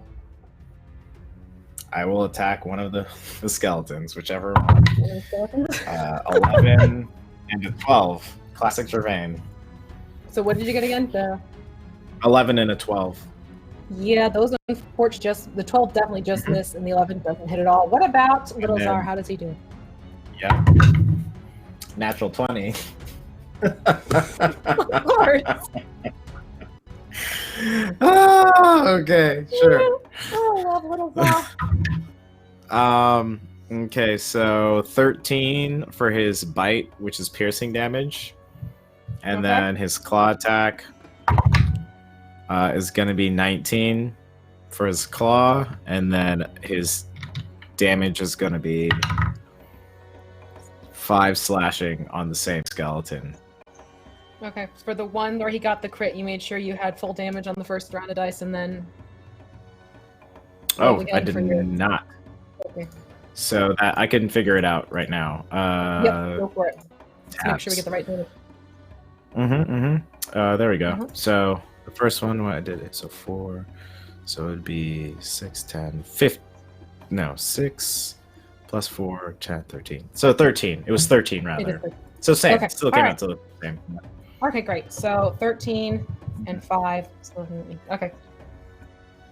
All right, so Little Czar, it got a taste for bones after killing the first skeleton, and it's getting he's getting quite happy seeing these things falling apart. And the skeleton in front of it that he attacked is now looking really not so great. It is almost swaying, and you can see all these cracked bones, and there's actually a missing leg in the back. You see it's sort of sitting over there towards the side where he just let loose with his bite. And that is everything for Gervain, which brings us to our skeletons. The one that Little Czar attacked is going to try and attack him, and the other one is going to try and attack you. The one that Little Czar attacked is, I'm guessing, going to hit with a 20, dirty 20, not a crit. Can I impose disadvantage with my protection feature? You 'Cause absolutely he's might. right- yeah. Night. They did better that time. So it's still a hit. Cool. This time, and so Little Czar is going to be taking 8 points piercing damage Got it. from the almost be gone skeleton. The other one goes for you and gets a 12. That misses. That misses. Okay, so that takes care of our skeletons who are left, because there's only 2 of them. And we're back up to the top with round 6 with Zira.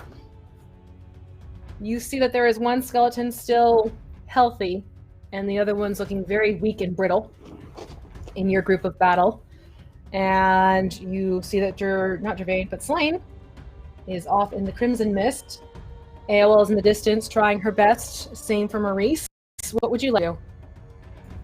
I'll go for the healthy one. Okay. Is it flanked? No. Okay. 16. We'll hit. Okay. 8 points of damage, and then my second one is it's 7. That'll miss. Okay, but you did some decent damage on that one. You see again, it's starting to look a little bit broken apart as well.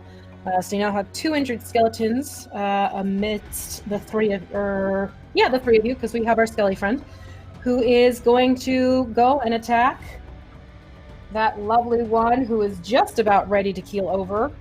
Unfortunately, first its bite misses. However, its claws just hit. So we see the one skeleton attacked by the vine troll skeleton, and it falls into a pile of bones. So now there is one skeleton left between you, Gervain, and Zira, and your troll skeleton friend. Okay? That now takes us to Slain. Slain, you can try and free yourself if you would like to. With a strength. So I can try to free myself. That would take an action. Can I attack it even with disadvantage? Like, I'm restrained, but it's not like holding me or anything. I know I can't. Can I breathe? Because it's all up in my lungs and stuff, right? You can breathe. Okay. That's about all you can do. Okay. I mean, if that's all I can do, then I will attempt to break free. Okay. If it was just like a normal restraint, I might just attack with disadvantage and see how it goes. But I will make it. Was that strength save? This is an ancient vampire lady, so she's got some strength Gotcha. here. Yeah. Is that a save or a check? Check. All right. 23. You're fine. So you managed to break her brace and pull yourself out of her misty engulfment. So you are out of there. You are free at this time. Okay? Okay. In that case, I will cast West Wind Strike and call upon Shamal to bless me. So I've got that going. And That's bonus action, right? yeah.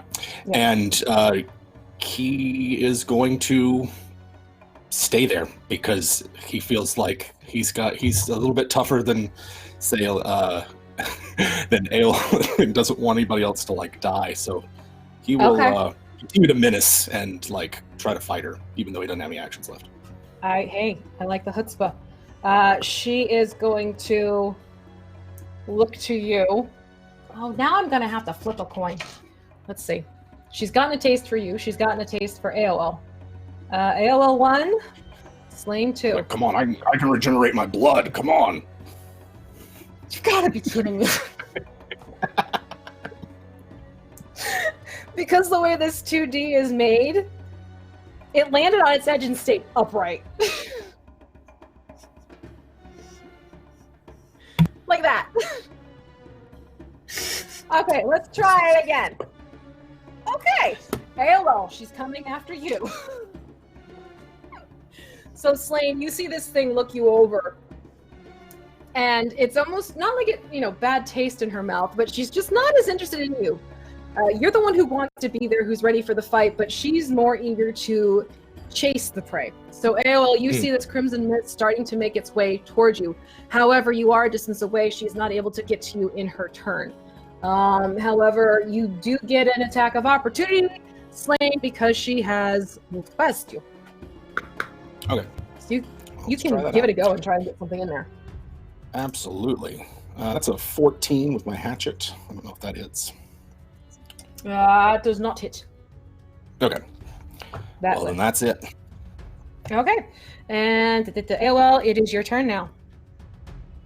Okay, so I see Evil Wind advancing, so I'm going to go ahead and use my movement again to back up further.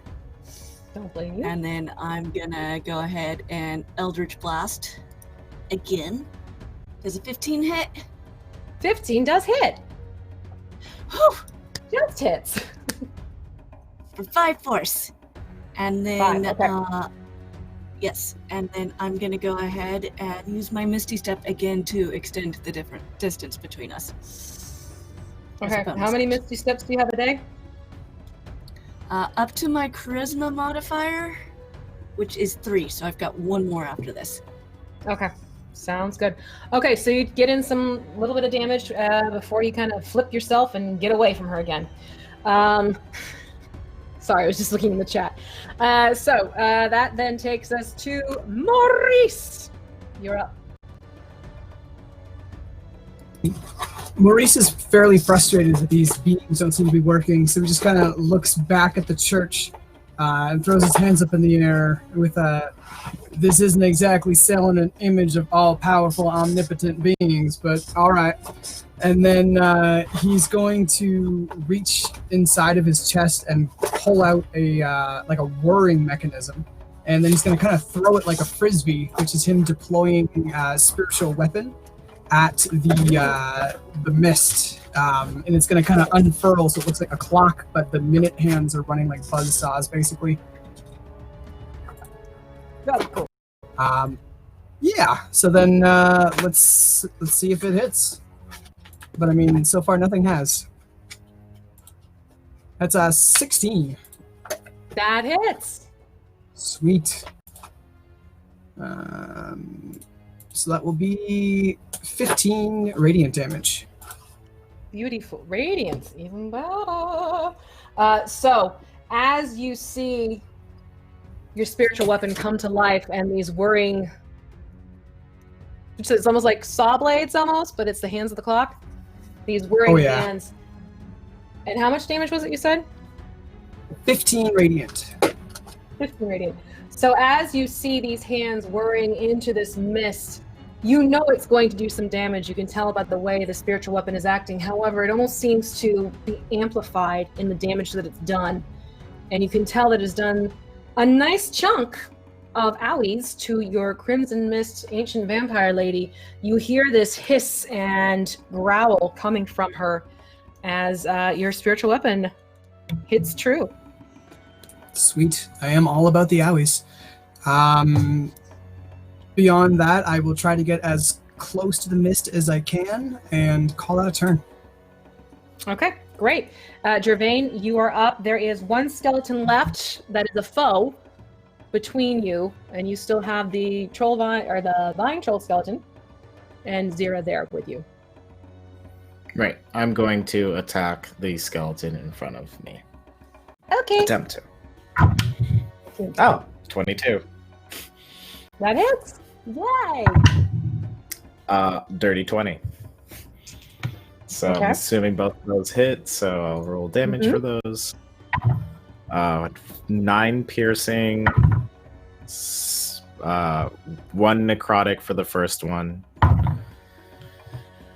6 piercing, 3 necrotic for the second one, and then Little Czar will go.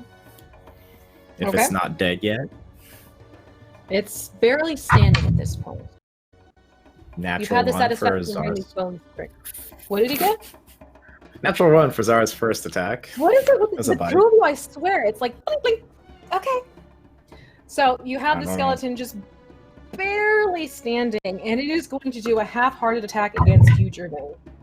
You can tell it's trying to muster all of its strength. Oops, Zar sorry. still has one more attack. Oh, that's right. Go for it. Yeah. So that's going to be a dirty 20 for Zar. Yeah. And 6 slashing for Little Czar. 6 slashing. Yeah, this thing is teetering at this point. It's still up, but it's, a good puff of air and it might topple it over. Let's put it that way. And at this point, Gervain sees it like shackling and kind of stumbling there, and he just gets tired of fighting skeletons. He looks over to the creepy vampire misty lady, because Maurice is heading towards it, correct? And that vampire mist thingy is trying to head towards Uilgwilith, right? Yes. So Gervain is going to kind of crack his neck and say, come here, creepy magic forest lady. Me and you have a date. And I'm just going to do the yaw motion to Little Czar and kind of slap him on the shoulder to head towards that mist.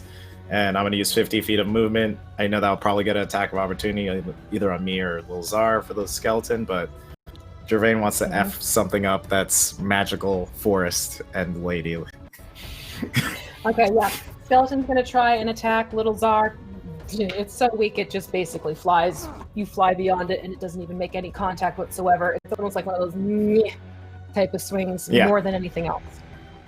So that brings us back to the top now. Round 7 with Zira. You are up. You see the skeleton wobbling, wavering. You see Gervain is off on his mount towards that crimson mist.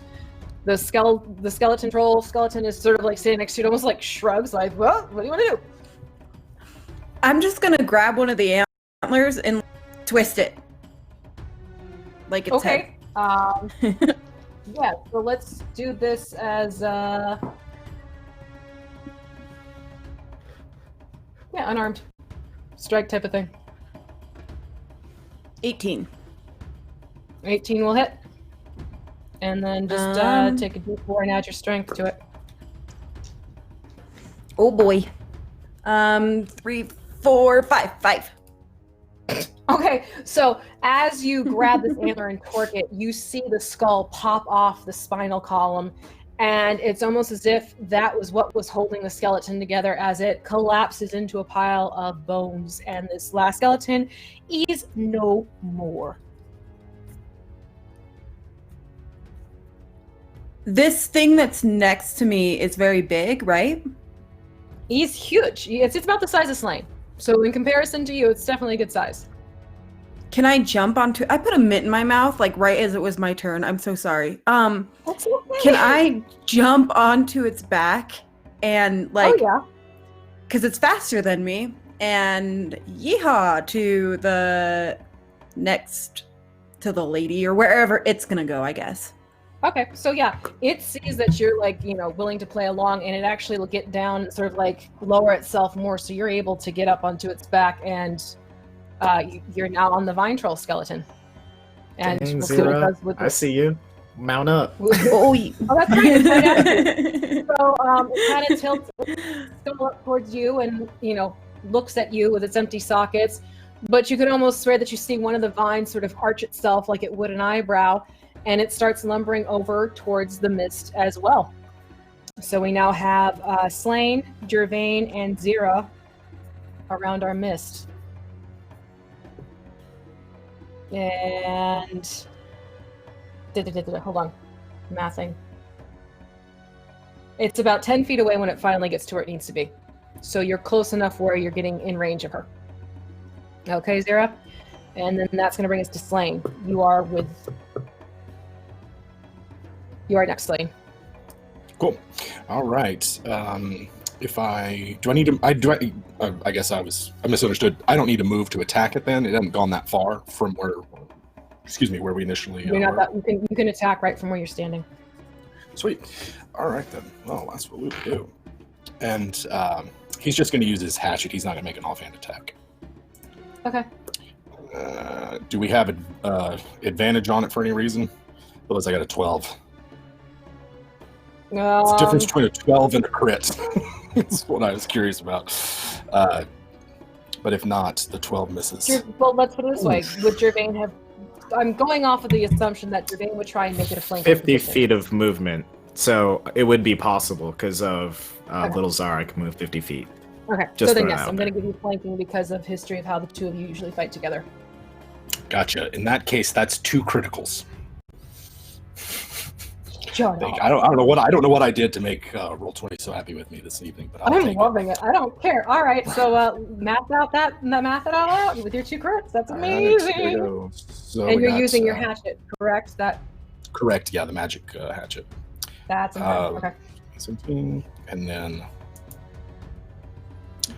so it's going to be 17, 16, which would be what, 33? Mm-hmm. Yep. Is that total? Yes, that's total with his maple-leafed hatchet. Beautiful. All right, so you see bits of this mist being pulled away as your hatchet sort of slices the mist away from itself. So you've done some damage to her, and she's not happy, but it's happened.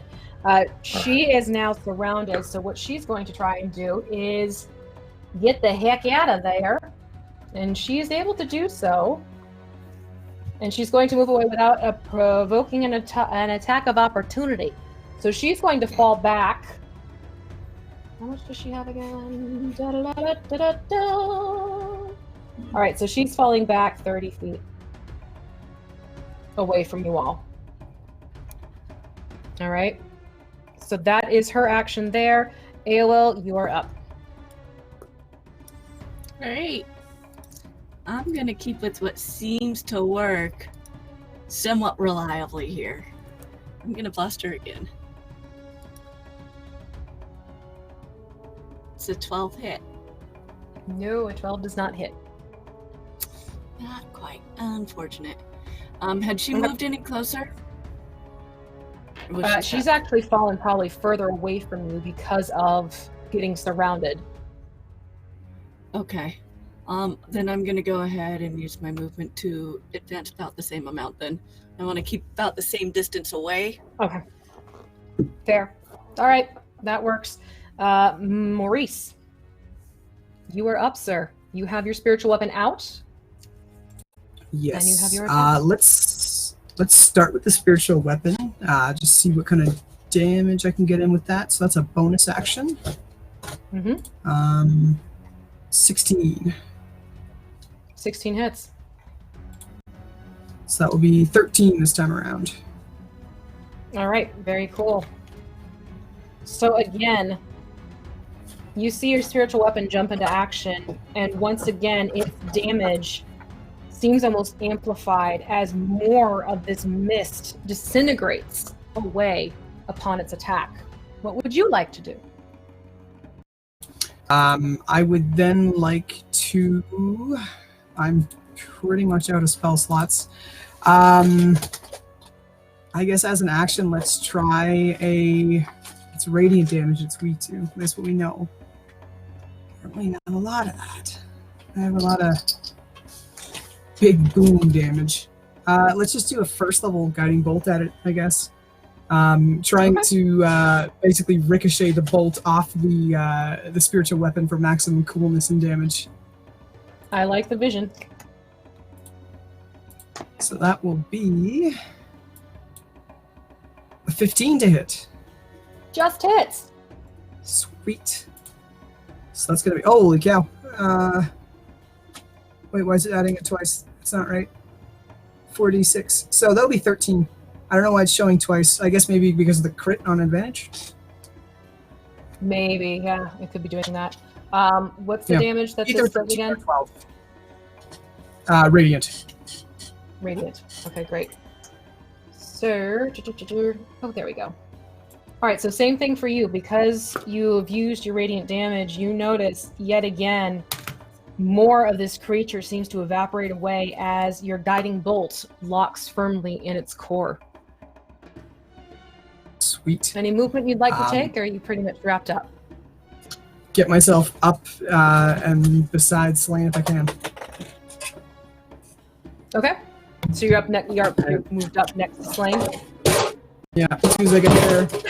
Sorry about that, Slain. You know how it is. Okay. Sometimes you get called away. Awesome. Okay. That is Gervaine's turn now.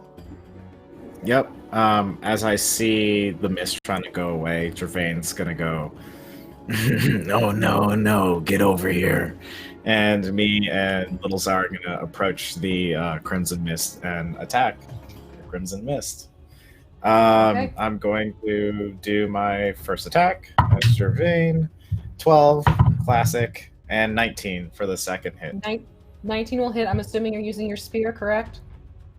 Yes, that's correct. Okay. I So realize what that this damage might you be get a in your mistake. second hit? That's what he's gonna do.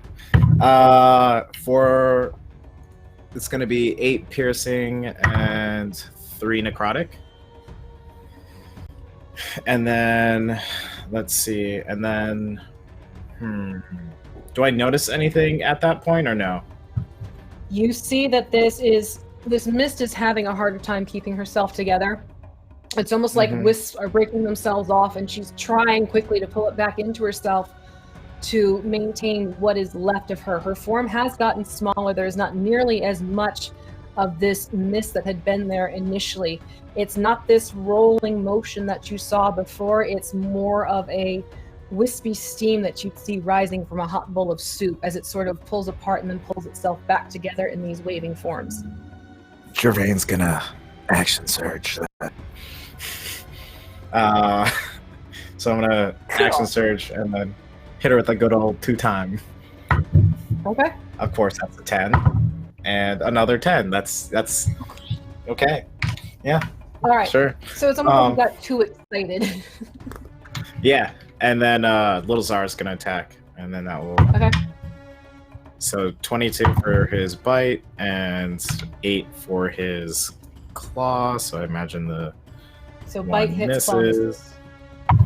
And then I will do 8 points of piercing damage on top of that. So Okay, so as you see Lozar trying to bite a chunk of the mist, it doesn't do much damage, but you do see a tendril trailing away as he lashes his head to one side. Mm-hmm. Gervain's happy, Okay. even though he missed. He acts in search. He's getting all this frustration out. We're good. We're good. He's getting some contact in there. This is good. This works. All right, back up to the top now with Zira. You are up. Can I hold my turn until after the thing I'm on goes, the vine? Okay, so skeleton you're specifically thing? holding your action until this vine troll skeleton takes its turn. Mm-hmm. Okay, so it is going to go up and it is going to attempt to hit this mist with its plain old wooden club. Let's see how he does. Definitely hits for the first one. Or not its club, I'm sorry, with its bite. I'm thinking of the other guy. So it goes to hit with its bite, and that takes similar effect to what happened with Little Czar, though. As it goes in for a bite, it doesn't seem to do as much damage as before. Hold on, I have to math, though.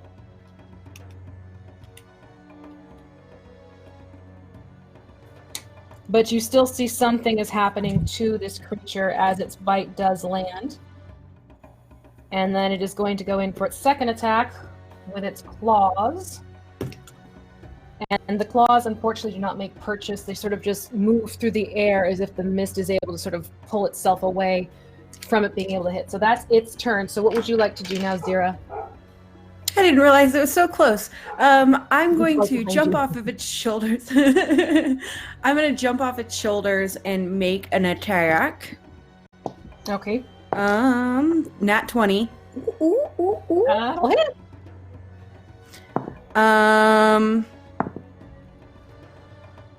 8. Oh, that was quite the crit amount.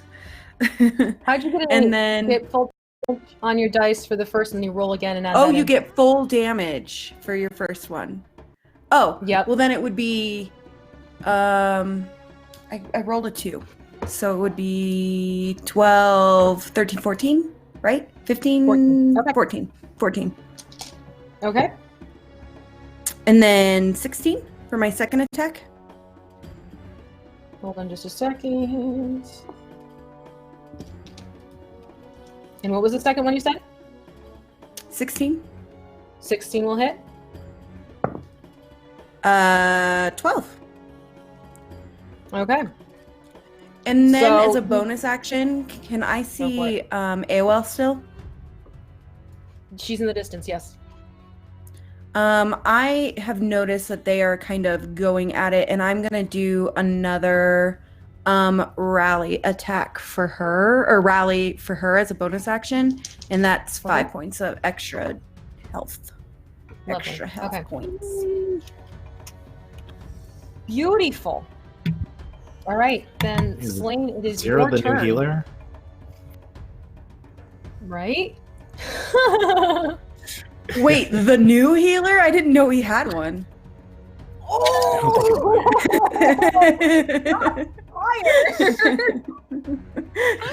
Nice. I ain't even mad. We also don't have a wizard, so here I am. Yeah, there you go. I love you. That was fun.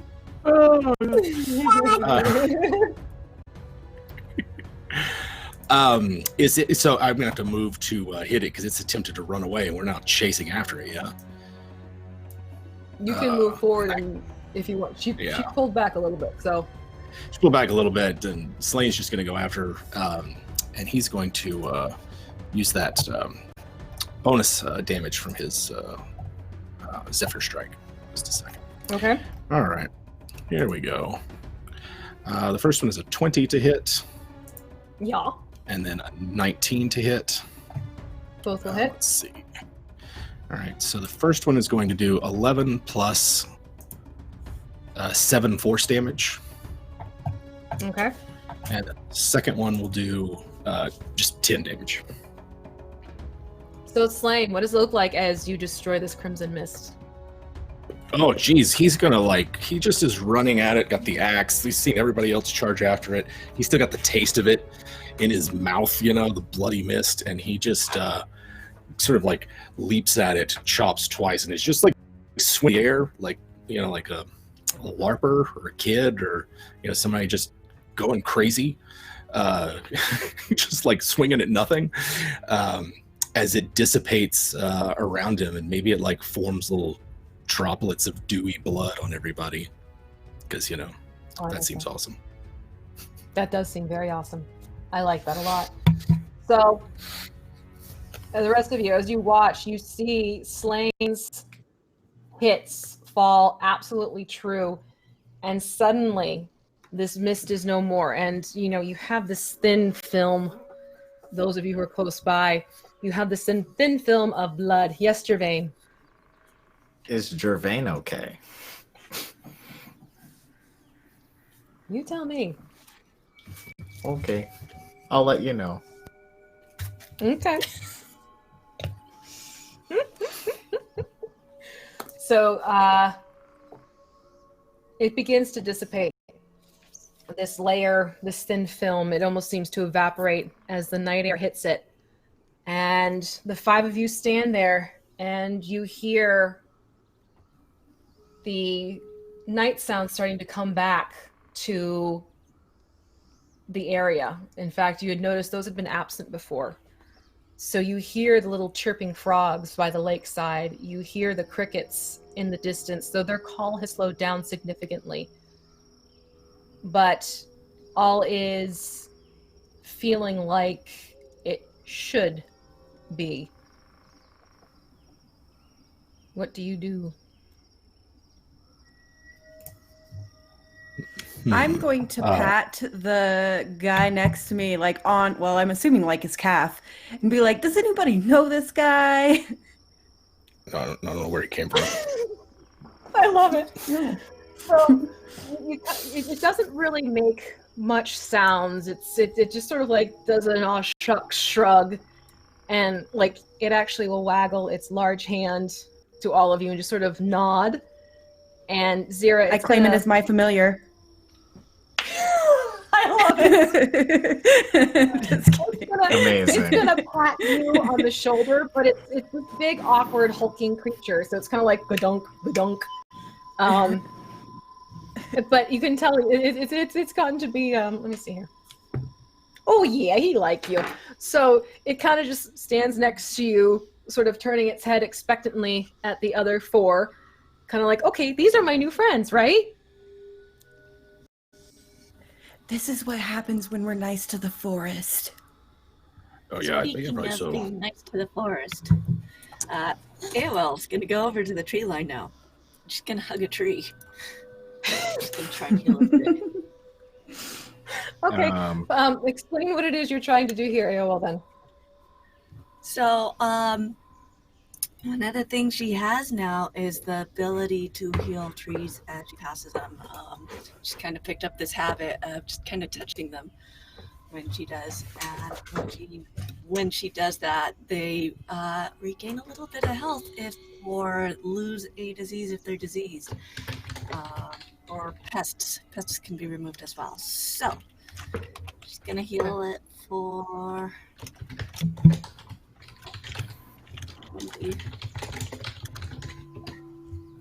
Aw, we can give this tree another hit point.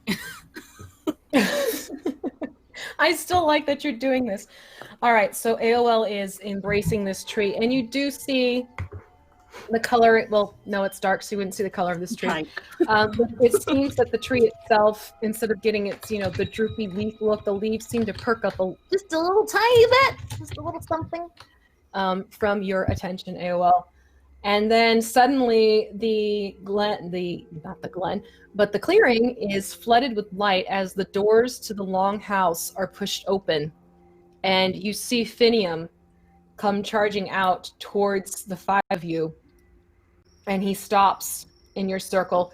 And he actually looks over to your skeleton. I see you've met Bruce. I'm sorry, did you say his name was Bruce? Yes, this is Bruce. This is one of Gypsophilia's protectors of the glen. He normally takes care of the perimeter, but he must have felt his need here to come up and assist you. Hopefully he was effective. Oh, yeah. Best Bruce How I are ever you met. Excellent. And how are you all doing? I mean, it's gone. I think it's not around anymore. I don't really know how to kill a vampire, so I'm not really sure. Did it get away and go away, or did you make it go away, like completely disappear? No, he's just like shows. It's all over us, like in the ground. He's got Just, like a grin on it. Like you can tell he's sort of like there's a sly grin on his face, Slain, as he's talking to you. Mama Rihanna was giving us the play-by-play. She was looking out the window. She confirmed that you defeated it. And you can just tell by the feel of things that we seem to be getting back on track. Perhaps you should come inside and oh, hello! Holy crap. I'm breaking that fourth wall right now. Thank you so much, Arg Scott, for all Thanks, of Arg these Scott. lovely... That is fantastic. Thank you so very much. Scott! Hooray! Thank Hooray for all you. of these lovely stuff. This is beautiful. VIP this evening, absolutely. So Finium looks to all of you, and you actually sort of, it's not that his shoulders slump, but you see the tension ease a little bit, as if this weight is slowly starting to come off his shoulders. Grandmother is in the back with Gypsophilia, trying to tend to her and keep her strong. Here's to hoping that perhaps we have turned the corner finally. I was hoping, if you do not mind, if you could all come with me. There are some things I would like to give you to show my appreciation for all of your help tonight, if you don't mind. I promise it won't be Just tree for a moment longer. You want to keep hugging the tree? Just for a moment longer. You hug the tree, let me speak with Gervin. Yes, Gervin. What's with this spear? And I'm looking at Ewell, Zira, and Slain, like, kind of crazily, and like, in a maniac kind of look. And I jump off Little Czar. I'm gonna need some time. I don't think I'll be joining you right away. And me and Little Czar are gonna back off like 40 feet away from the group.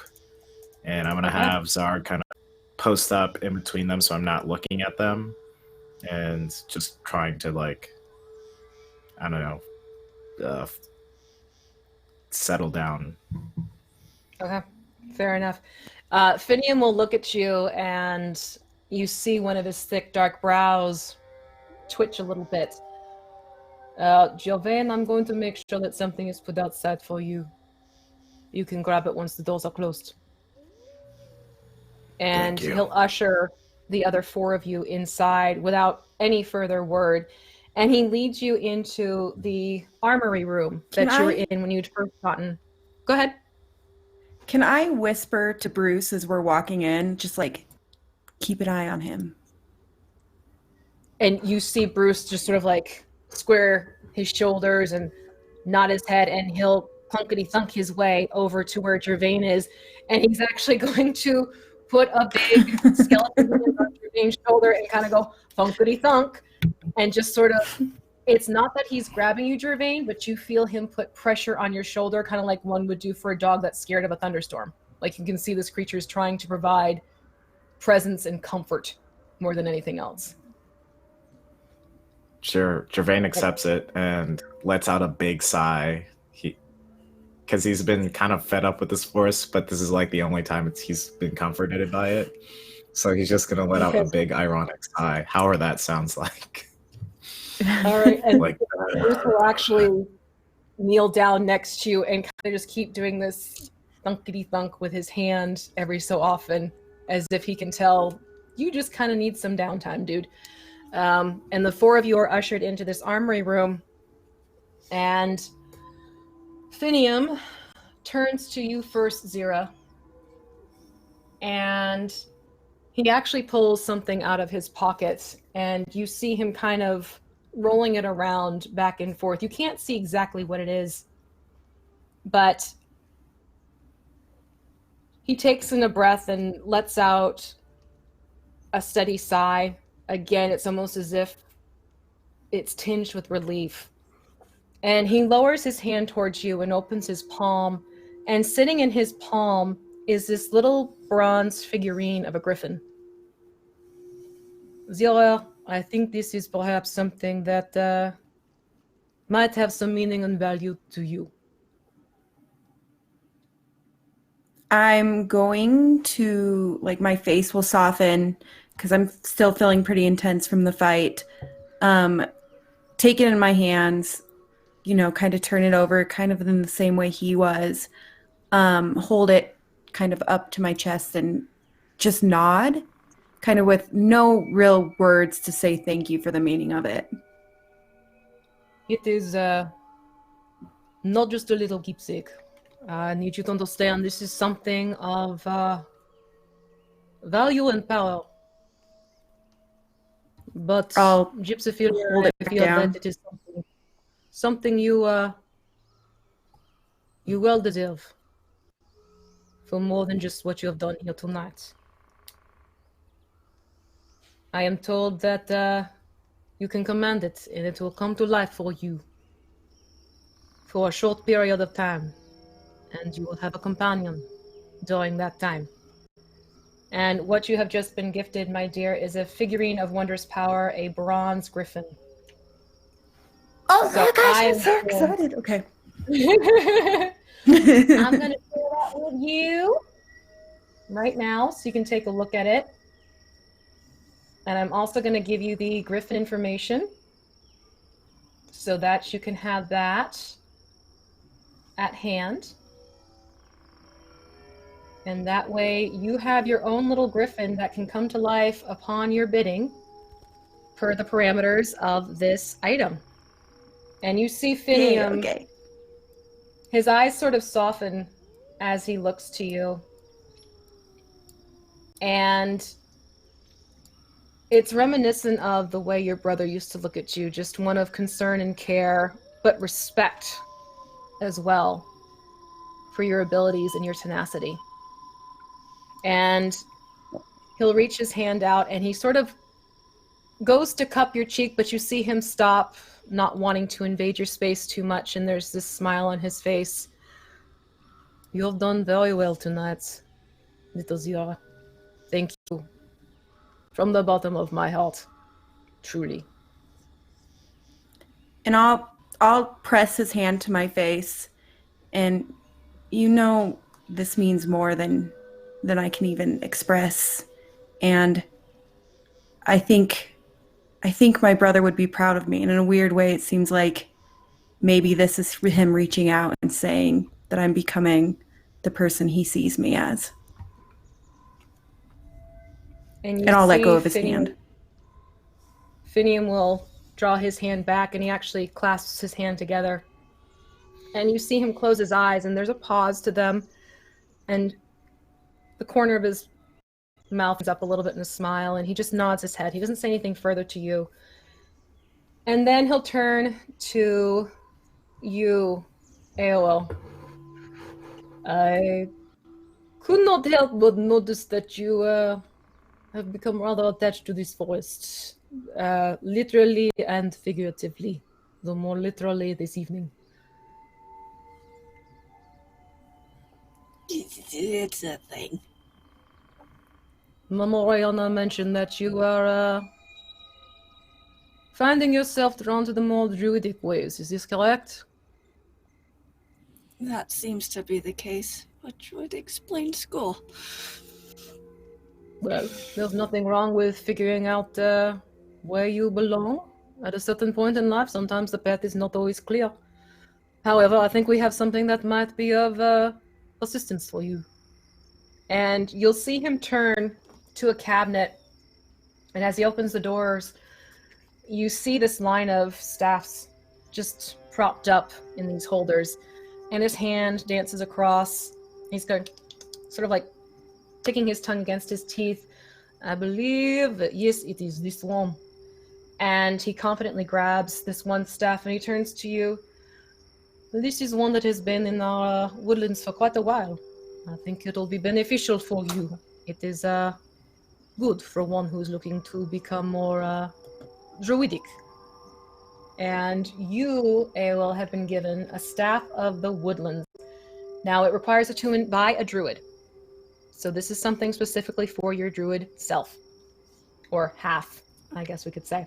I'm going to put this so that you can see this and take a look at it. But I think you're going to lack it. It is going to give you a couple little bonuses, and you also get a +2 bonus attack to your damage and attack rolls, and you have a +2 to your bonus spell attack rolls. Okay? So, Sweet. that's a little something extra for you to enjoy. You can read through it. And Finium, as he hands it to you,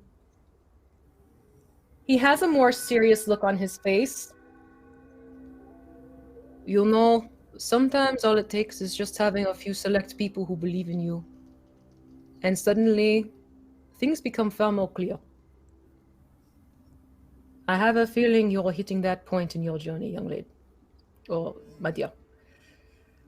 And he'll hand you the staff, and as he puts the staff lengthwise into your hands, he places his hands on top of yours, and you feel this fatherly sort of grip.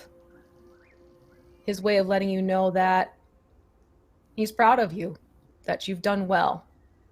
And then he'll just quickly pat your hands twice and pull his hands away. And he takes in a big deep breath. All right, 2 more. Slain.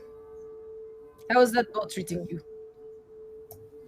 Oh, I really like it. You know, it's good. It's a nice solid bow. You know. Well, you've proven to me you know how to use one. I did not want to give you didn't want to give you this one before I knew you could actually handle one. And you'll see him walk over, and hung on the wall is this very notable bow. It's very well made. It's beautiful in line, and he confidently grabs it and turns around and looks to you. This one can do a little extra more for you every so often. It is one my brother carried when he was with us. He was our best hunter. That is without question. I think that this is going to be something you can put to good use. And thank you. Hands to you what is known as a vicious longbow. And again, I'm going to put this in so that you can see it onto your roll 20. This is one of those deals where when you roll a certain number, you get a little extra oomph to it. All right. He'll start transferring his feathers from the old one to the new one. Okay. So basically, you get an extra 2d6 piercing damage when you roll a 20 on your die. Mhm. And, you know, some other fun stuff that goes along with it. So you can read up on that at your leisure. But as he hands you this bow, he squares his shoulders off to you, and it's almost like the passing of a torch as he hands you this bow. And he just does a very quick nod. You are a good fighter, Slain. You're an even better ranger. Keep it up, young man. Thank you. Oh, wow. He's going to be embarrassed. And then Maurice. He turns to you, Metal Man, as Mama likes to call you. You have proved yourself rather interesting to get to know. For one who would be called unnatural, based on your origin, you have certainly found your place within this group, within this grove.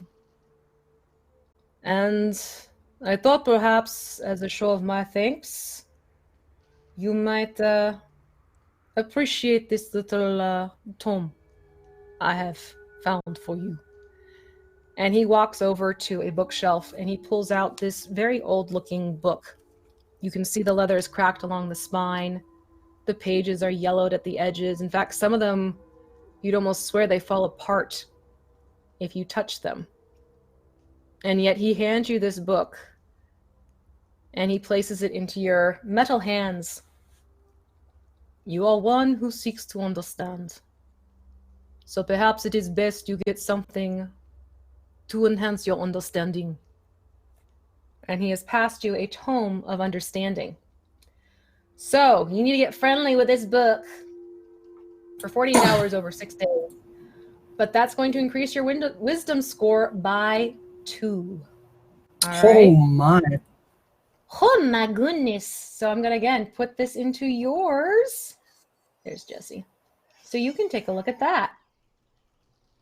And you see him... very carefully kind of like close it and then try to find a compartment in my chest to very carefully place it. I love it. Fantastic.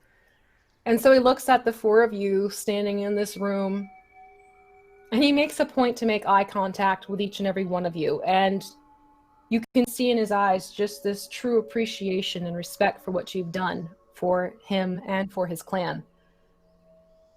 And he goes back, and at the same bookshelf, he deftly pulls out another book, but it's a little bit thinner than the one that you got, Maurice. And he'll look to you over his shoulder. I need to speak to one more of you. You are all welcome to go into the main room. There is some refreshments for you all. Mama insisted upon it. Please make yourselves comfortable.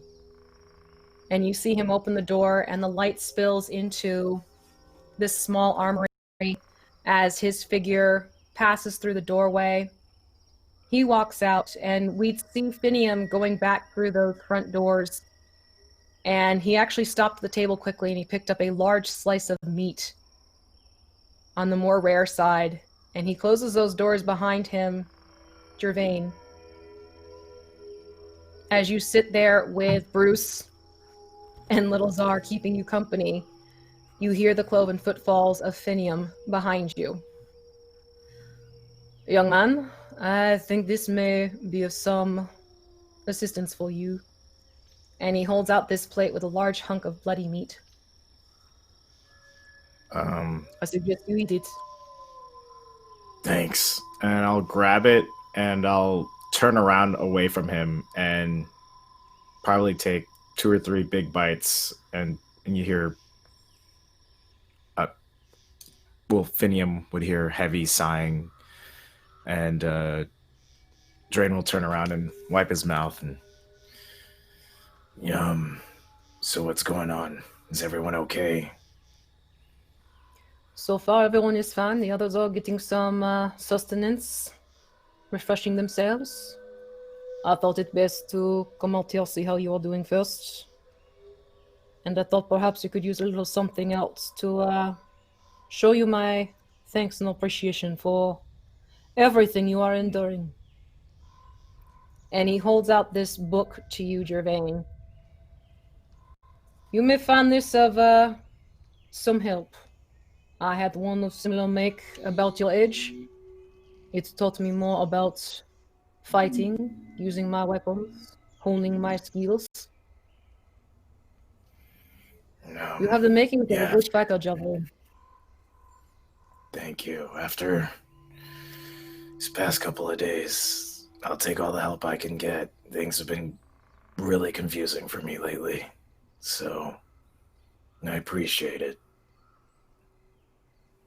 I'm afraid, Gervain, that is a part of life. You find yourself questioning things at times, and other times everything seems perfectly clear. Yeah. But I see your tenacity. Yeah. It's just been it was me and Little Czar. I mean, he was more little back then, vastly more little. Things were really simple, and now that I have everyone in this forest, it's just been really interesting. But if any place has been feeling more free than any other place, I guess, if I had to think about it, it's your grove. And thank you for everything. You are more than welcome. Truly, know that you will always be accepted here, Gervin. For all you have done, for all you have shown, for the passion you exhibit, especially towards some. And you see him kind of get a slight grin on his face. We all have moments where we Gervin? lose our temper. Yeah.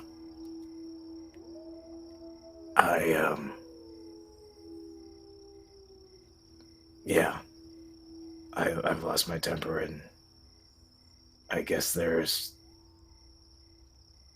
I care a lot about Little Czar, and I guess I care a lot about some other party members, and I just worried about being stuck here, so.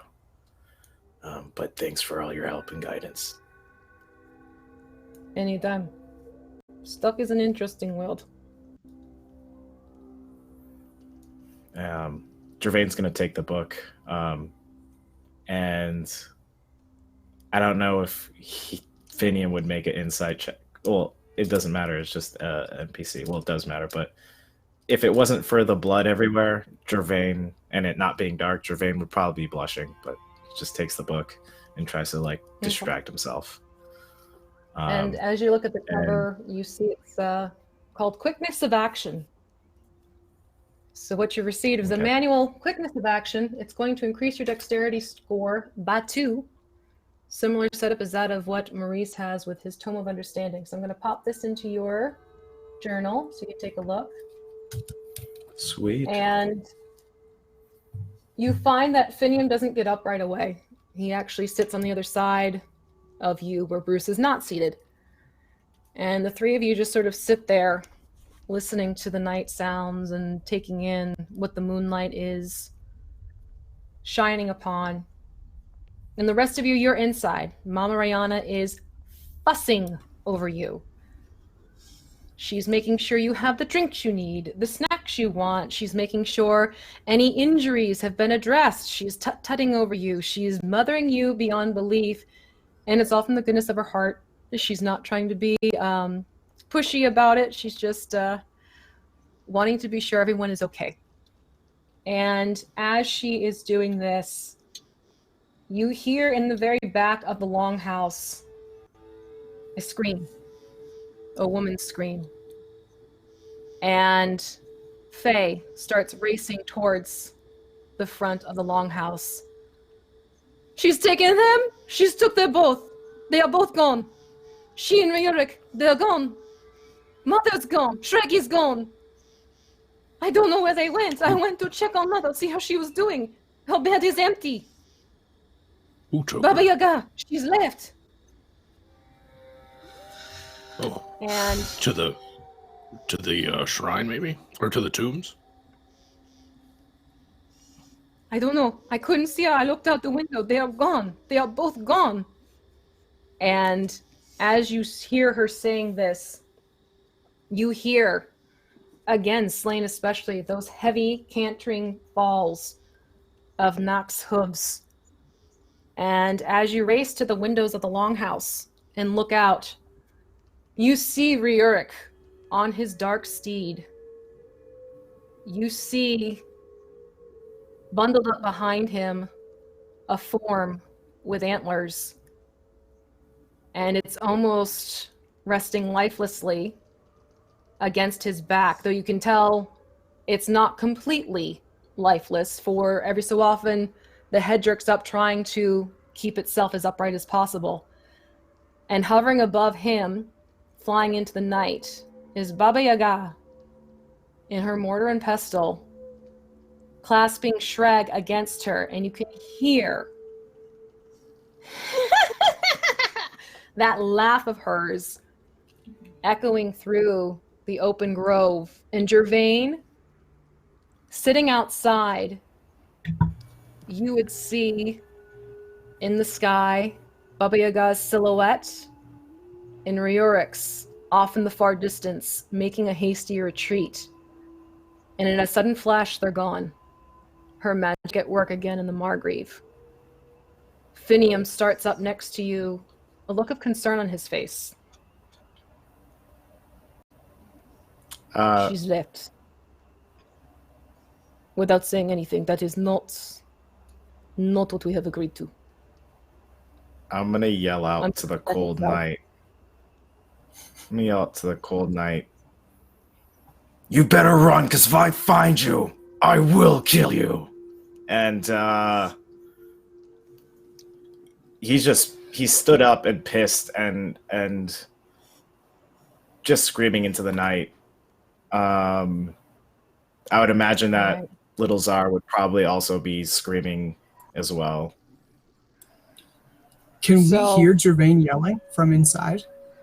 You will hear, I think with Gervain, yeah, you're going to hear this yelling, especially since Finium has come running inside, the door swinging open, and you see this look of utter concern on his face as he looks to all of you, trying to figure out what's going on.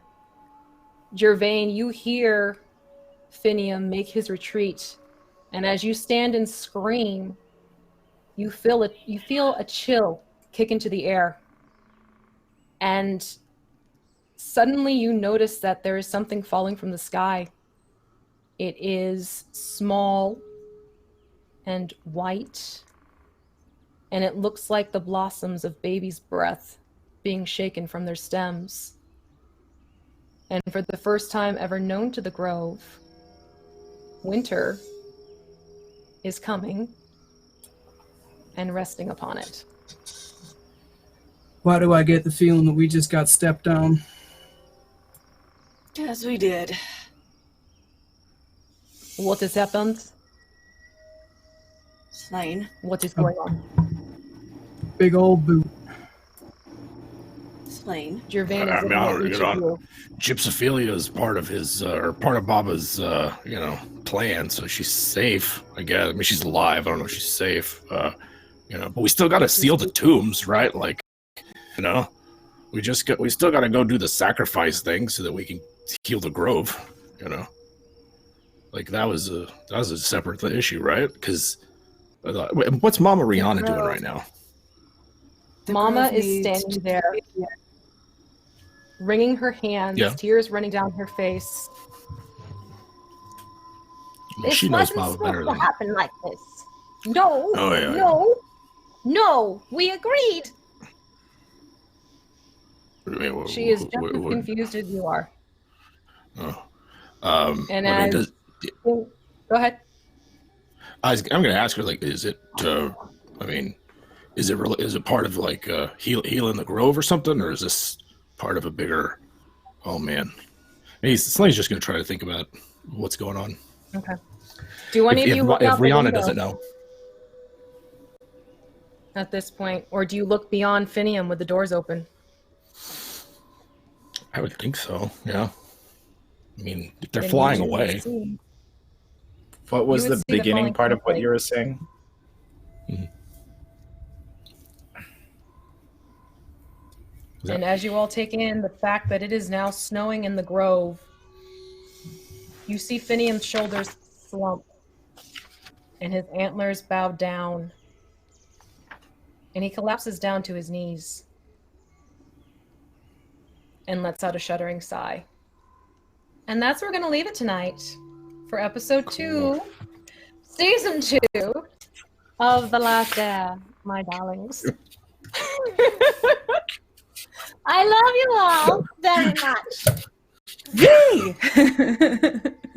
So, I don't know if it's me or Gervain who's pissed, but oh man.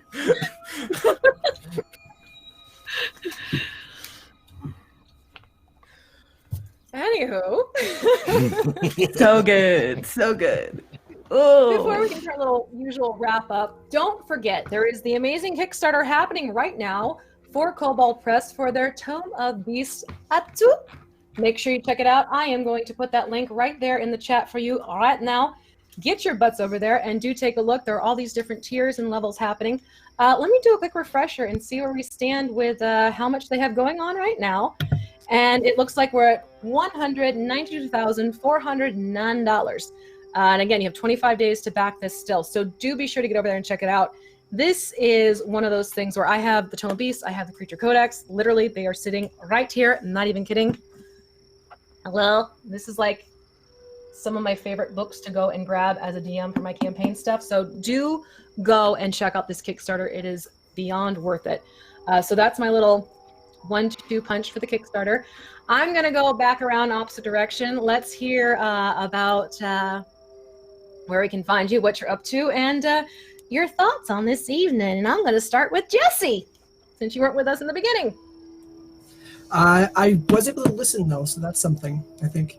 My name is Jesse. I'm playing Maurice. I can be found as @JesseNeon. The only thing I'm up to lately is that I have a book out, The Grave Robber's Sword. You can buy it wherever books are sold, and by far my favorite point of the session, and I hope we get some fan art of it, because holy cow, was Gervin and Slain going high and low, respectively, in that fight was pretty darn cool. So, yeah. Wonderful. Thank you so much. Okay, sliding over to Kai, my dear, my darling. Hey, I am Kai, Stonefly Kai on Twitter and Instagram. You can find me here on Sundays, and also you can find me on Faithforged Academy. Michael Kritz is part of that, and it is a really, really fun story, so definitely check it out. The podcast is like fully edited, so it's a lot of fun.